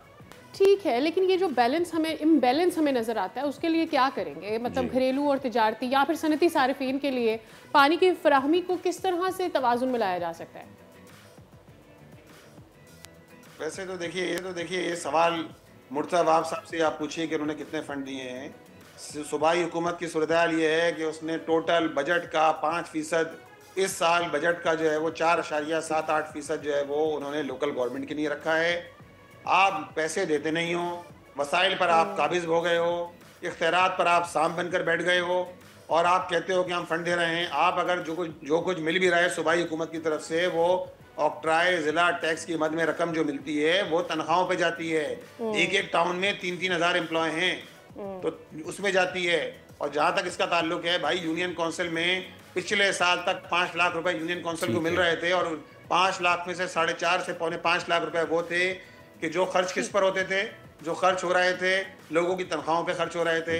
आज भी OZT जो टाउन्स को मिलती है उसका 95% तनख्वाहों पर खर्च होता है। तो सूबाई हुकूमत तो कराची की डेवलपमेंट में, तामीर और तरक्की में तो दिखानी पड़ेगी। अगर आपकी विल होगी तो फिर आप काम को आगे भी बढ़ा सकते हैं। बहुत शुक्रिया मोनम साहब, आपने वक्त निकाला और हाँ यू शेड सम लाइट के इस वक्त K4 के मामलात में हम कहाँ पर खड़े हुए हैं। भाई अगला सेगमेंट जो है वो मैं एक बार फिर शुरू करना चाहूँगा, एक शेर से नहीं, 2 शेर से नहीं, एक नज़म से। और वो इतनी मीठी वो नज़म है ना कि वो सुनने के बाद आपका और बशमुल यहाँ तमाम तरह अफराद का दिल मैं कह रहा हूँ आम खाने का दिल चाहेगा। आप ब्लड शुगर हाई लेवल, वैसे यकीन से कहें आपके, अगर कोई आपको कहे कि आम और ब्लड शुगर लेवल, तो आप किस में आम में करेंगे ना, आप चूज ब्लड शुगर लेवल होता है तो होता रहे, थोड़ा आप पानी पी लें। तब तक मैं ये कहना चाहूँगा कि आम को बस नाम से ही आम कहते हैं जनाब, वरना ऐसा खास है मिलता नहीं जिसका जवाब। शाह कहते हैं फलों का इसको सब अहले कलम, मौसमे गर्मा है इस ही की वजह से मोहतरम। लीची और तरबूज का गर्मियों में है अपना मकाम, मगर सारे फलों में सबसे अफजल सिर्फ आम। ऐसी लज्जत है कि मानो फल नहीं पकवान है, ताजदारे जायका है शान दस्तरखान है। अच्छा, अब आपने इतने कसीदे जो पढ़े हैं आमों की शान में, लेकर आए हैं? मैं क्या लेकर आऊं? क्यों? मार्केट से शार्ट हो रहे हैं आम। इसमें ये भी कर दें कि मार्केट से शार्ट हो रहे हैं आम, क्योंकि आम देखें, चलें ये तो एक अज़राए मजाक बात हो गई। ऑन अ सीरियस नोट 20% कम पैदावार हो रही है आम की और ये सूरत हाल चल रही है साथ ही साथ। तो भाई मुझे ये बताएं कि ये क्यों हो रही है कम? क्योंकि जो चचा गालिब हैं उन्होंने तो ये फरमाया था कि आम खाएं और भरपूर खाएं, तो फिर भरपूर हो आम और आम हो, गालिब आम फिल्म होने देखी चाहिए, आपने? तो ये क्या मामला था? गालिब फिल्म देखी आपने? नहीं ना, तो ये जो आम के साथ फिल्म चल रही है ना, आपको ये भी नहीं पता होगा कि क्या चल रही है। तो चलिए अब इससे आमों की पैदावार पे जो मौसम का असर पड़ रहा है वो इस पे बहुत अहम बात है। भाई इस साल 125,000 टन आम दरामद करने का हदफ है, लेकिन क्या ये टारगेट पूरा हो पाएगा, इसी पे बात कर लेते हैं। Chairman fruit and vegetable export association Waheed Ahmed हमारे साथ मौजूद हैं। वहीद साहब अस्सलाम वालेकुम और बहुत शुक्रिया आपके वक्त के लिए। तो वहीद साहब, मेरा पहला सवाल यही है कि 125,000 टन आम की दरामद का टारगेट सेट तो आपने कर लिया है, पिछले सालों की बनस्बत कम पैदावार कहीं इस टारगेट के सूल में मुश्किलात तो पैदा नहीं करेगी आपके लिए? लेकिन जो पिछले साल इससे ज़्यादा कम प्रोडक्शन कम थी। इस साल जो टोटल है 25 से 30% है, पिछले साल 45 से 50% कम थी। तो इस साल कोशिश है, मगर चैलेंजेस ज़्यादा बढ़ गए हैं क्योंकि जो वॉर ईरान के साथ जो स्टार्ट हो गई है, क्योंकि हमारी एक्सपोर्ट ईरान में जो है काफ़ी बड़ी एक्सपोर्ट है। अगर मैं कहूँ हमारी जो 1,25,000 टन का जो टारगेट इस साल का, 35% जो है हमारी एक्सपोर्ट ईरान में है। जो हालात जो दिख रहे हैं लगता है कि एक्सपोर्ट डिक्लाइन होगी ईरान के अंदर। उसके अलावा जो हमारी एयरलाइंस के और शिपिंग लाइन के फ्रेट्स भी कंपेयर टू लास्ट ईयर काफ़ी ज़्यादा खुले हैं। एयरलाइन किस तरह, नेशनल एयरलाइन जो पाकिस्तान में आती है, जो मैंगो यूरोप लेके जाती है, और जो इंडिया से जो इंटरनेशनल एयरलाइन मैंगो लिफ्ट करती है यूरोप के लिए, हम पाकिस्तान और इंडिया के बीच में $1.5 का फ़र्क है पर केजी। तो हमने मीटिंग भी अभी जुमरात को एमिरेट्स एयरलाइन के साथ रखी है कि हम फ्रेट के ऊपर बात करें कि फ्रेट कम से कम करें, कि क्योंकि इंटरनेशनली अगर आप देखें इन्फ्लेशन दुनिया में आया हुआ है, जो बाइंग पावर काफ़ी कम हुआ है। अमेरिका हो गया या यूरोप हो गया या मिडिल ईस्ट, हर जगह यही आ रही है, क्योंकि इस साल जिस तरह एक्सपोर्ट हो रही है वो रिस्पांस नहीं आ रहा जो पिछले सालों में हमें आता था। लेट्स सी कि अभी सीज़न स्टार्ट ही हुआ है, अभी इसको गुजरे हुए अभी 23 दिन हो गए हैं, अभी सीज़न सितंबर तक है। लेट्स सी कि आगे क्या होता है, मगर चैलेंजेस बहुत बढ़ रहा है। पता नहीं वॉर किस तरफ जाती है और क्या हालात होते हैं, तो इसी के ऊपर काफ़ी डिपेंड करता है।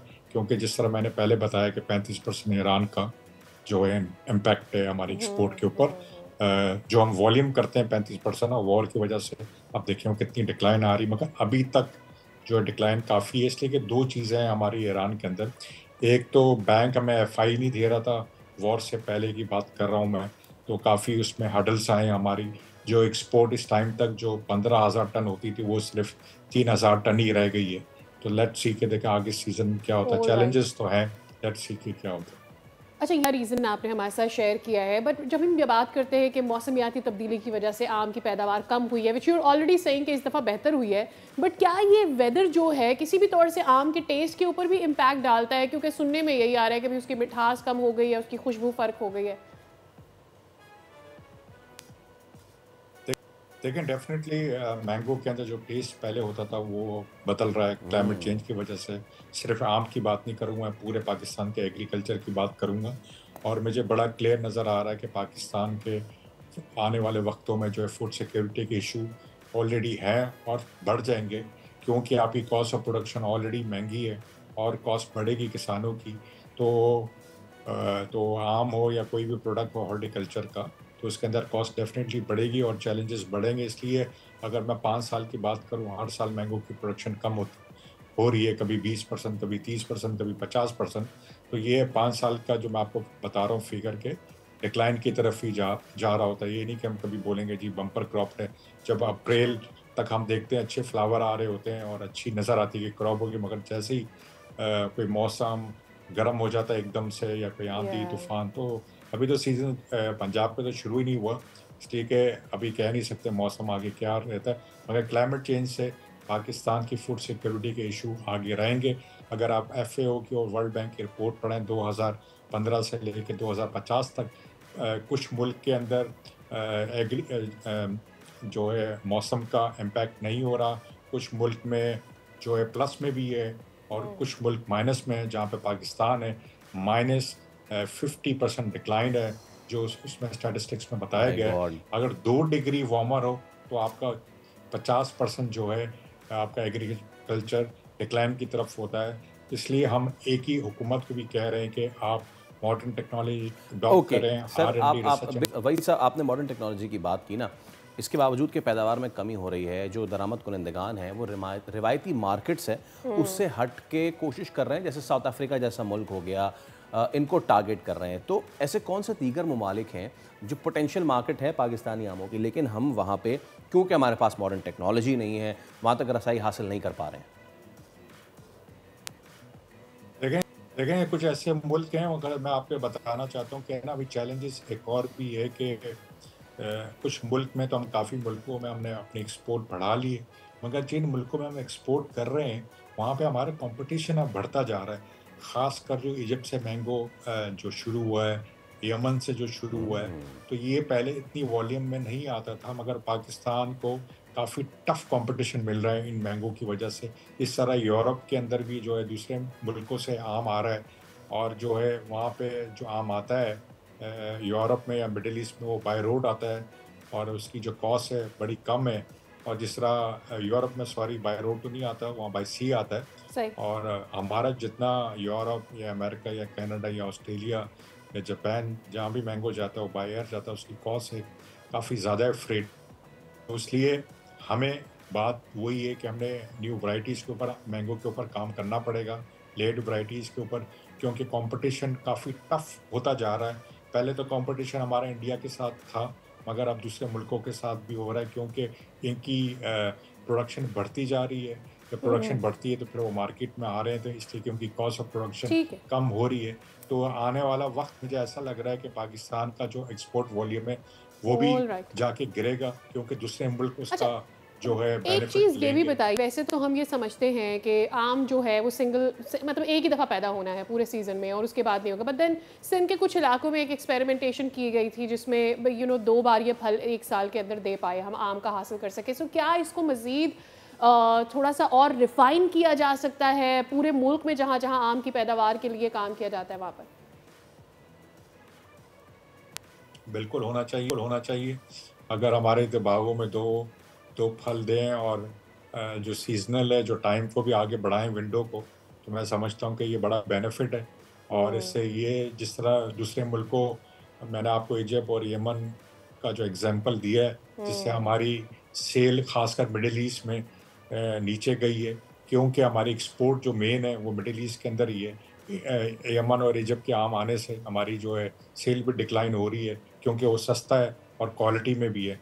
तो हमें अगर ये इस तरह के ऑप्शन मिलते हैं और 2 सीज़न में आते हैं और ये वैरायटीज अच्छी आती हैं, तो मैं कहता हूँ कि ये हमारी मैंगो इंडस्ट्री के लिए बहुत बेहतर है। और इससे हम अपनी एक्सपोर्ट भी बढ़ा सकेंगे, क्योंकि कुछ जगह पे विंडो 12 महीने आपकी जो है मैंगो की प्रोडक्शन नहीं होती, अगर हमें बढ़ती है। बिल्कुल ठीक है, बिल्कुल भाई साहब। ओके, जो भाई साहब ने ये बात कर दी है ना, ये मैं बताऊं, हाला जो है सिंध का इलाका, वहाँ पे इस तरह का फल काश्त किया जा रहा है आम का, जो सीजन में 2 मरतबा, साल में 2 मरतबा फल देता है। तो अब ये बात जब हो ही गई है तो मेरे ख्याल से हमें वहाँ जाके ना सिर्फ शूट करना चाहिए, बल्कि वहाँ से आम लेके आने चाहिए और देखना चाहिए कि जो दूसरे सीजन में फल आ रहा है उसका क्या टेस्ट है। हाँ, एक तो आम लाए जाएं और मेरे ख्याल में वहाँ भी बैठकर भरपूर लाए जाएं, भरपूर लाए, जैसे कि गालिब कह के गए। जी चाचा गालिब बहुत याद आ रहे हैं आज हमें। आपने आम जो है ना थोड़ा कंट्रोल में खाना है, क्योंकि आम खाने से हो जाते हैं दाने। वैसे भी बच्चे आजकल गर्मी की छुट्टियों में बाहर खेल रहे हैं और ये सारे कच्ची लस्सी देता है भाई। अब कच्ची लस्सी पिए या क्या पिए, ये हम ब्रेक के बाद जानेंगे स्पेशलिस्ट से। एंजॉय, आम खाओ, आम लाइए आप, आम खाएंगे।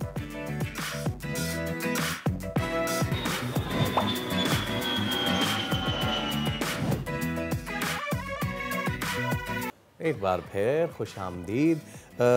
It's about 10:30। बच्चे अभी उठे नहीं होंगे, बहुत सारे बच्चे घरों में जो हैं वो उठेंगे 2 बजे के करीब। आई थिंक अदरवाइज मुझे तो लगता है बच्चों को जब स्कूल जाना होता है तो वो नहीं उठते, लेकिन जब उनकी छुट्टियां हो जाती है तो फिर वो सुबह सुबह ही उठ जाते हैं, because they have a lot of business. लाचार माँ के जज्बात इस वक्त आपने मुलाजा किए, और वो माँ वो जब कहती है अब तो सो जाओ, और जब स्कूल खुलता है अब तो उठ जाओ, लेकिन इस उठ जाओ और सो जाओ के बीच का एक पीरियड है, उसको कहते हैं खेल का पीरियड। वैसे तो बच्चे आजकल जाते हैं नहीं बाहर, ये भी एक अलग सा एक चीज हो गई है। पहले होता था कि घर कब आओगे, और अब होता है घर से बाहर कब जाओगे। अब माँ सोचती है हम बच्चों को एंगेज कैसे करें। मोबाइल ने तो जिंदगी वार दी, लेकिन फिर भी जो बच्चे बाहर जाके खेल रहे होते हैं, इवन घर में भी हो गई है, गर्मी बहुत ज्यादा हो गई है, ऑलवेज स्वेटिंग, उनको यू नो दाने और खारिश और ये सारी चीजें हो जाती हैं। सो एक तो गर्मी। अच्छा, अब जब हम आगे बढ़ रहे हैं तो अब वो वाला मौसम भी आ रहा है कि बारिशों का भी सीज़न आने वाला है। बाकी मानदा पाकिस्तान में हो रही है, कराची वाले दुआ कर रहे हैं कि अल्लाह हो जाए। तो वो वाला भी जो एक ह्यूमिड वो जो होता है ना, वो भी कितना ज़्यादा अफेक्ट करता है। तो इस सब पे अब ज़रा हम बात कर लेते हैं कि भाई किस तरीके से लेके चला जाए सारे मामलात को। डर्मेटोलॉजिस्ट डॉक्टर अमरीन रोशन हमारे साथ मौजूद हैं। अमीन अस्सलाम वालेकुम। Thank you so much for coming. Thank you so much for calling me. Pleasure. मुद्दा आपके सामने है जनाब अली, तो प्लीज़। मैं ये आपकी बातें सुन रही थी कि हाँ कुछ बच्चे डिवाइडेड है, हर बंदा एक जैसा तो नहीं होता। कुछ बच्चे वाकई आज भी खेल रहे हैं बाहर, और आप देख रहे होंगे हमारे पूरे कराची में जगह जगह बड़े वाले वो व्हील्स लगे हुए हैं, जैसे जिसको हम बचपन में मेला कुछ कहा करते थे। किसी ने किसी एक ने या 2-3 लोगों ने कोई बड़े बड़े फेस्टिवल्स लगाए हुए। मैं देख रही हूँ कि लोग शाम 5 बजे से बच्चे जा रहे हैं, खेल रहे हैं। पर बिसाइड ऑल ऑफ दिस मैंने देखा है कि मेरे पास अब क्लिनिक में, क्योंकि छुट्टियाँ हैं, रेशो बच्चों का ज़्यादा है। This is the age I am talking about is 15 years old, जो टीनेजर्स हैं। अच्छा, उनको एक दाना निकलता है, they come with their moms के हमें दिखाएं कि ये दाना हमें क्यों है। एक दाना, थोड़ी इचिंग, रैशेस, ये क्यों? गर्मी की वजह से तो ऑफ कोर्स आपको पता है होता ही है। पर बहुत ज़्यादा इनका जो इनटेक है ना, 2 चीज़ों पे, एक तो बहुत ज़्यादा मैंगोज़ जो बच्चे खाते हैं शौक से, एक कॉफ़ी। एवरी बच्चा you will see in the evening is at a coffee shop. और वो कॉफ़ी 1 घंटे की नहीं, वो 3 घंटे की कॉफ़ी है, क्योंकि गपशप है। तो निकलने के 1 आधे घंटे में एक और कॉफ़ी निकाल ली। एंड देन वो कैफीन का इतना इनटेक जो है ना, उसने बच्चों के स्किन को अब्रप्ट कर दिया है। इतने ओपन पोर्स आप देखें, छोटे छोटे बच्चे देख रहे हैं। अब हम कहाँ मजबूर हो जाते हैं, इतने छोटे बच्चों को हम ट्रीट नहीं करते। मैं मेडिसिन नहीं देना चाहती होती जब तक कि वर्स्ट कंडीशन ना हो। लेज़र जोन है, लेज़र्स नहीं कर सकती। अब हम उनको डाइट पे कंट्रोल करने के लिए कह देते हैं, वाटर इनटेक करने के लिए कह देते हैं। फिर हम उनको एक चीज़ और कहते हैं कि सन एक्सपोजर कम करो। वो कहते हैं डॉक्टर मैं तो 4 बजे उठता हूँ, सन तो है ही नहीं मेरे सामने, फिर मैं क्या करूँ? ये कल ही की बात बता रही हूँ। मैं कहती हूँ बेटा फिर एक काम, डू यू कुक, मतलब क्या ऐसा कर रहे हो कि कौन सी हीट लग रही है आपको इतनी ना? कहते nothing, it's just the tab and the mobile, I am just sitting doing nothing, sometimes I am playing games. मैंने कहा बेटा उससे आंखों का ताल्लुक हो सकता है, स्किन का इतना नहीं हो सकता। तो then the mom is there who says कि पूरा दिन बच्चा नहीं खाता, पर बच्चे आजकल फिर वेपिंग करते हैं। ओह यस, वो बहुत ट्रिगर करता है स्किन को। एंड देन बच्चे सालन बना हुआ चिकन नहीं खाएंगे, जिंदा खाना है मुझे। खाएंगे। ये कुछ चीज़ें अवॉइड करनी चाहिए। ये too much of the vaping जो आजकल है बच्चों में, too much of coffee intake होना चाहिए सब लाइफ में, पर कम। एंड जैसे ब्रेकफास्ट में मेरा बच्चा भी, माँ मैं कहूँगी बेटा क्या खाओगे? माँ मैंगोस काट दें। तो ये चीज़ें जो है ना, वाकई टू मच ऑफ द मीठा एंड कैफीन हो गया। राइट। अच्छा, एक और मेरे जहन में सवाल आ रहा था कि गर्मी से ऑब्वियसली पसीना आता है, तो जो लोग ऑलरेडी एलर्जी प्रोन स्किन जिनकी होती है, उनके मसाइल मज़ीद बढ़ जाते हैं, यू नो, बिकॉज अब और टेम्परेचर तो राइज ही कर रहा है, ख़ासतौर पर कराची में, पूरे मुल्क में बहुत ज़्यादा गर्मी इस दफ़ा पड़ी है। तो फिर उसमें क्या किया जाए कि आपकी ऑलरेडी स्किन जो है पसीना इज़ गुड ऑलवेज के जब इवन बच्चे इतना वर्कआउट कर रहे हैं आजकल, मैं देख रही हूँ कि you would not believe that kids I am seeing 17-16 के, they have 4 packs, they are actually working on their packs. तो वो इतना दिन में 2 दफ़ा वर्कआउट कर रहे हैं क्योंकि छुट्टी है। इतनी अच्छी समर बॉडीज़ का आजकल चल रहा है, summer bodies are in for men and women both. पसीना तो उनको जिम में भी आता है। The only thing is how are they wiping it off? क्या टावल के साथ? क्या वो गंदा टावल जो वो लटका हुआ कहीं पड़ा हुआ है? इसका यह ख्याल रखना है कि पसीना तो नेचुरल है, पर आप उसको या तो टिशू से वाइप करो या सीधा सीधा पानी से मुँह धो या नहा लो। जो आप कंटेमिनेटेड चीज़ें उठाते हो, कोई रखा हुआ टिशू उठा लिया बच्चे ने, या किसी से साफ़ कर लिया कपड़े से, या शर्ट से अपने आप को पोंछ लिया, जिम वाली शर्ट से पोंछ लिया, that is there is the issue which starts के वहाँ से आपको दाने शुरू हो जाते हैं, ओपन पोर्स, कॉमेडोन्स, छोटे ओवरऑल बॉडी पर लोगों के होने लग जाते हैं। वो बीमारियां हैं, जैसे कि आप स्केबीज कह लो, छोटे छोटे लाल दाने, वो भी किसी के टावल से, किसी के कपड़े से लगते हैं, ठीक है। और गर्मी में ज़्यादा ट्रिगर करता है क्योंकि खारिश में ना इंसान अपने आप को और खारिश कर करके उसको वर्स्ट कर देता है, स्प्रेड हो जाता है। फिर आप एक और बताएं, जैसे एक और फिर बीमारी है जैसे यूजुअली लोग एक्जिमा, जो बहुत बचपन से किसी भी से ट्रिगर कर जाता है, उसको आप दूर से थोड़ी देर के लिए पकड़ के भी रखो, छोड़ोगे तो वो लाल हो जाएगी। इस तरह के भी इशूज़ है। तो वो स्किन डिजीज़ हैं जो आप बात कर रहे हो, उसका ख्याल एक डर्मेटोलॉजिस्ट ट्रीटमेंट्स के साथ रखता है। राइट, बट क्या वो गर्मी में एग्रेवेट? बिल्कुल होता है, धूप से एग्रेवेट होता है। सोरियासिस एक और डिजीज़ है, वो ये भी स्किन की प्रॉब्लम्स हैं, जो धूप में निकलो लाल हो जाता है बंदा पूरा। जी। सो अब इसमें बहुत सारे लोग ये कहते हैं कि जी इसको आप जो है चिकना रखें अपनी स्किन को एंड ऑल। अब गर्मी है, लाइक आई एम ड्राइविंग, मैं उस वक्त अपने हाथों में लगाऊं लोशन या नहीं लगाऊं, मैं कहीं जा रहा हूं और फिर मैं क्या कहते हैं जी सोने से पहले, अक्सर डर्मेटोलॉजिस्ट कहते हैं ना मॉइस्चराइज सोने से पहले कर लें या उसके बाद कर लें, वो बिस्तर में साफ़ हो रहा होता है या फिर वो अगेन। सो ये वाले जो इश्यूज़ हैं ये बड़े मामला हैं। So for that I tell you, आप एक ऐसा ऑयल, अब एक ऐसे ऑयल्स आ गए हैं जो मॉइस्चराइज़र की कंडीशन, मतलब एक मॉइस्चराइज़र एंड ऑयल की कॉम्बिनेशन है, ऑयल और मॉइस्चराइज़र की। आपको हम टेस्टर्स दिखा सकते हैं भेजकर, you just try that, apply, वो थोड़ी देर के बाद मर्ज हो जाएगा, पर वो आपकी स्किन को ड्राई नहीं रहने देगा फॉर 6 to 8 आवर्स। अब ये हल आ चुके हैं उन सब के लिए जिनको एक्जिमा है, उन सब के लिए जिनको ड्राई स्किन के इशूज़ है, क्योंकि क्रैक्स पड़ते हैं ड्राई स्किन में और ऑयली स्किन होगी तो दाने होंगे। तो एक इसकी कॉम्बिनेशन का एक ऑयल आ गया है हेड टू टो, जिसके अंदर मॉइस्चराइज़र कंबाइंड है। अच्छा, ये चीज़ें हैं। इसमें एक चीज़ है अब्रीन के से लोग फंगल और दीगर जो स्किन की बीमारीज हैं उनमें डिफरेंशिएट नहीं करते। वो बिल्कुल उसी तरह जिसका हर बीमारी का हल पैरासीटामोल, इसी तरह हर स्किन की बीमारी जो है इट्स इधर फंगल और पता नहीं क्या है। सच में कितना ज़रूरी है इसको डिफरेंशिएट करना? बहुत ज़रूरी है। मतलब एक वायरल इन्फेक्शन को और एक जो एक डिज़ीज़ है जो चलता आ रहा है बचपन में बहुत फ़र्क है। अगर कोई नहीं जानने वाला कोई स्टूडेंट डॉक्टर होगा, कोई भी देखे मेरी ज़िंदगी में मैंने देखा है इतने सालों में, कोई डॉक्टर नहीं चाहेगा मैं बैड माउथ हूँ। हर डॉक्टर चाहेगा मैं कुछ ऐसा काम कर जाऊँ जो बाहर निकल के वो 2 लोगों को और ले आए। हर कोई कोशिश कर रहा होता है कि जितनी पढ़ाई मैंने की। कुछ थोड़े बच्चे ऐसे होते हैं यंगर एज में 25-26 जब वो डॉक्टर बन जाते हैं, वो कहते हैं नहीं मुझे सब आता है, ये क्या है मैं कर लूँगा। यहाँ गलती होती है।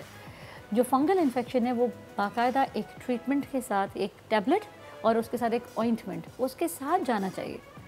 उसके बगैर उसका हल ही नहीं। और उसका एक टाइम पीरियड है 3 months.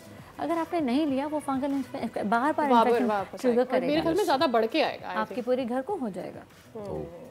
Okay, again shifting a focus to the बच्चा पार्टी। अच्छा जनाब, एक और चीज़, हमने ये तो बात कर ली कि जी गर्मी, धूप और पसीना इससे हो रहा है।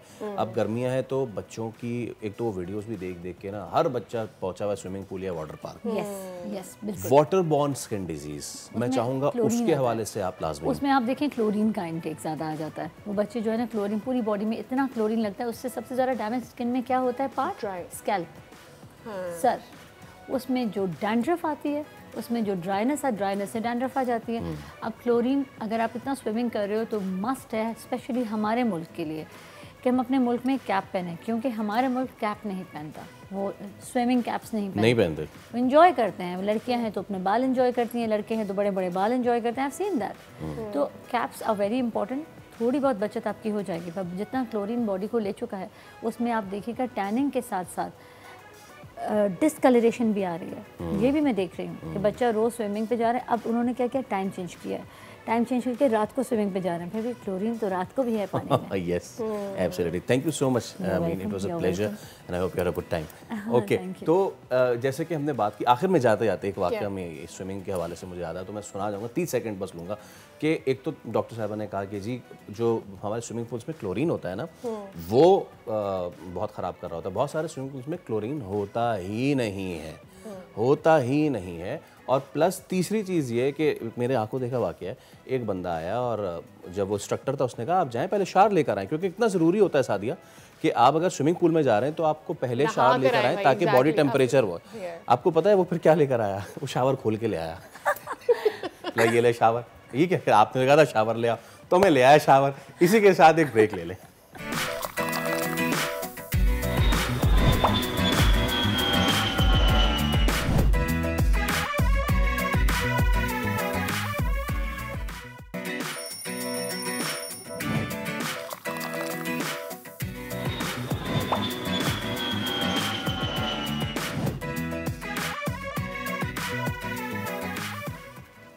एक बार फिर आपको कहेंगे खुशामदीद। और अगला जो मैं आपको मंजर दिखाऊंगा वो मंजर है this one. If you can switch on to this cam, और हम आपको दिखाना चाहेंगे कि ये हमारे सामने क्या रखा हुआ है। Exactly. Yes, that's about it. Thank you so much. There you go. हम चाह रहे थे कि हम इससे आ जाते, so that वाह वाह वाह वाह वाह, this body looks so good here, but the person sitting right left to me, this looks absolutely stunning there as well. वो इसलिए भी क्योंकि इंडिया की इतनी शामत आई हुई है कि वो हर जगह हार रहे हैं। तो एक और पाकिस्तानी ऐसे जिन्होंने इंडिया को एक और डिसिप्लिन में चित किया है, हमारे साथ मौजूद हैं आज उसामा सईद, जिन्होंने ये कारनामा सर अंजाम दिया है, पाकिस्तानी बॉडी बिल्डर, और उन्होंने फाइनल राउंड में भारत और अफगानिस्तान के जो बिल्डर्स हैं उनको भी पीछे छोड़ दिया। So without further adieu, Usama भाई अस्सलाम वालेकुम, बहुत बहुत मुबारक on the trophy, on the medal. पहले जर्नी बताइए, किस तरह की पूरी चैंपियनशिप रही, कौन कौन से ममालिक के बिल्डर्स मजीद आए हुए थे? ऑलमोस्ट सारे ही थे, पाकिस्तान, अफगानिस्तान, इंडिया, नेपाल, भूटान और भी थे, श्रीलंका, मालदीव्स। तो हालांकि मेरी प्रेप थी लेस देन 40 डेज़ की थी, तो क्योंकि था नहीं, ऑल ऑफ सडन सब कुछ हुआ है।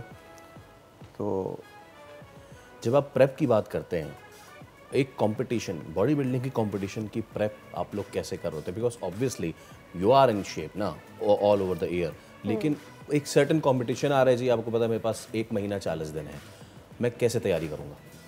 देखिए, सबसे मेन चीज़ आती है आपकी डाइट, क्योंकि वो 60-70% है आपका, और तकरीबन आपका 20% जो है आपका रेस्ट है, बाकी आपका जो 10-15-20% है वो आपकी एक्सरसाइज है। तो सारी चीज़ें मैनेज करना, मेरे जो ये मैं यहाँ ये मेडल्स और ये लेके बैठा हूँ, इसमें सबसे मेन हाथ जो है सुहेल भाई का, क्योंकि उन्होंने मुझे हर चीज़ में यानी 40 डेज़ थे मेरे पास, लेस देन 40 डेज़ थे, even he surviving from cancer, फिर भी उसके बावजूद मैंने कब सोना है, कब उठना है, क्या खाना है, क्या मेरा वर्कआउट प्लान है, कब मुझे वाटर स्टॉप करना है, कब सॉल्ट स्टॉप करना है, हर चीज़ वो एक प्रॉपर चैनल के साथ लेके चल रहे थे। राइट। अच्छा, थोड़ा हमें ये के हवाले से बताएं, because obviously I have heard lot of people from lot of body builders and all के एक मोमेंट आता है जब आप लोग पानी छोड़ देते हो because you want to achieve that certain kind of cuts and body shapes. तो वो ज़रा वो जर्नी हमारे साथ शेयर करें कि एक तो वो करते क्या है, कैसे करते हैं, और वो डिफ़िकल्ट कितना होता है? ओके, वो बेसिकली इसलिए करते हैं कि हमारा मसल और स्किन के बीच में वाटर लेयर होती है, तो जब वो वाटर लेयर ख़त्म होती है तो मसल और ज़्यादा प्रोमिनेंट होता है, डिटेलिंग और ज़्यादा आती है। अब क्योंकि एक होता है आपके पीछे एक प्रॉपर एक गाइडेंस चल रही होती है। अब मेरा वाटर ऐसे एकदम स्टॉप नहीं हुआ था, ऐसा ऐसा स्लोली, यानी मैं 5-6 लीटर से 3 लीटर 2 लीटर ऐसा ऐसा ग्रेजुअली, ताकि बॉडी अडॉप्ट कर ले उस चीज़ को। Right. So the lowest was कितना नीचे जाता है पानी का इंटेक? 1 litre 500 ml। अब इट डिपेंड्स। अक्सर ये बेवकूफ़ी करते हैं और बिल्कुल स्टॉप कर देते हैं। 2-2 दिन तक छोड़ा हुआ है, 2-2 दिन तक छोड़ा हुआ है, पानी नहीं पी रहे, सॉल्ट छोड़ा हुआ है, तो उसकी वजह से क्रैम्प्स और ये सडन डेथ हो सकती है। अच्छा, ये बताएं कि एक वक्त था जिस वक्त बल्किंग और ये सारी चीज़ें, अब लोग जो है they go for sharpness, they go for shreddedness. Exactly, ठीक है। तो ये जो बॉडी बिल्डिंग जर्नी है वो कैसे, तब बहुत सारे स्पोर्ट जिनमें रूल्स चेंज हुए हैं, जिनके डिसिप्लिन चेंज हुए हैं, तो क्या बॉडी बिल्डिंग के भी डिसिप्लिन चेंज हुए हैं? नहीं, इट्स क्वाइट सिमिलर जो चल रहा है। अब ये है कि कैटेगोरिकली हर चीज़ को वो कर दिया है, ओपन बॉडी बिल्डिंग हो गई है, एथलेटिक फिजिक हो गई है, मेंस फिजिक हो गई है, तो इस तरह उन्होंने डिवाइड कर दिया है। अच्छा सर, ज़रा जो सबसे अहम बात, खर्चा पानी, हमारे यहाँ हम देखते हैं बहुत सारी ऐसी मिसालें हैं, तंदूर वाला ही इज़ द चैम्पियन, चाय वाला ही इज़ द चैम्पियन ना। खर्चा पानी कितना ज़्यादा हो जाता है एक बॉडी बिल्डर का, अगर मैं सोचूं 1 दिन या 1 महीने का? देखिए, मैं आपको बताऊं, जो मेरी डाइट पे जा रहा था डेली बेसिस पे, वो तकरीबन 2,500 से 3,000 सिर्फ ऑन अ डेली बेसिस। क्योंकि चिकन तो खैर बहुत मिनिमम थी, लेकिन फ़िश, अंडे, उसके साथ जो सप्लीमेंटेशन चल रही थी वो ऑल बॉइल्ड या everything is boiled, no masala, no nothing. अगर वो आपको करना भी तो बहुत मिनिमम सी आप वो ब्लैक पेपर, तो उसके अलावा कुछ नहीं। बाकी जो मेरी ट्रैवलिंग की थी और वो सारी थी, वो मुझे स्पॉन्सर किया था इनब्रेक्स वालों ने, जाकिर भाई ने। तो ये है कि उन्होंने बहुत एक पीछे हाथ रहा है मेरा, सुहेल भाई का, जाकिर भाई का और अरमुगान भाई का। एक चीज़ और है, मैं एक वीडियो देख रहा था हैनी रैमबॉट जो कि बड़े बड़े एथलीट्स तैयार करते हैं। हर कोच का तैयार करने का अपना एक तरीका है। सो क्या तरीका रहा आपका? लेस रेप्स मोर वेट, मोर रेप्स लेस वेट? और इसमें एक और भी चीज़ है कि जी वो कहते हैं, जैसे हमारे यहाँ ना आम उसमें जिम्स में, कि यार अगर मसल बड़ा करना है तो कम वेट के साथ ज़्यादा रेप्स लगा लो। बहुत सारे ऐसे ट्रेनर्स होते हैं जिनको बहुत ट्रेनिंग की ज़रूरत होती है। तो आज ज़रा ये मिथ तो बस्ट करें हमारे। देखिए मैं आपको बताता हूँ, जब if you are on a bulking, अगर आप बल्क पे जा रहे हो तो उसका वर्कआउट बिल्कुल अलग है, यानी हाई वेट लो रैप, ठीक है।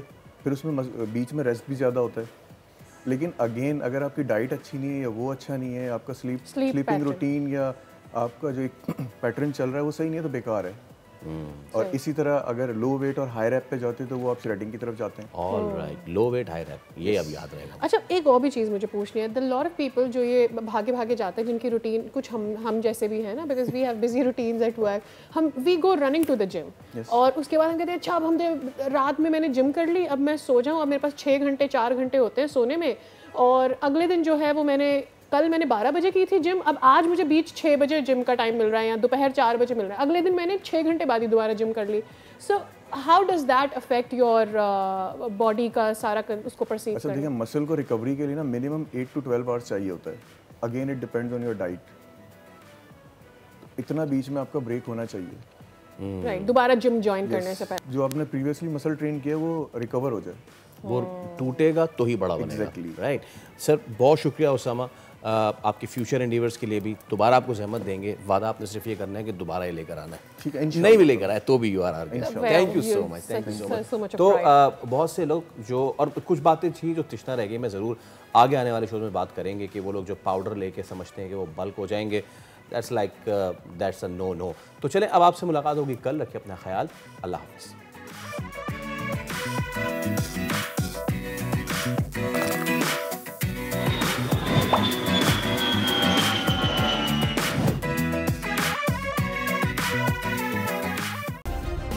सब्सक्राइब करें और बेल दबाएं ताकि कोई खबर रह न जाए।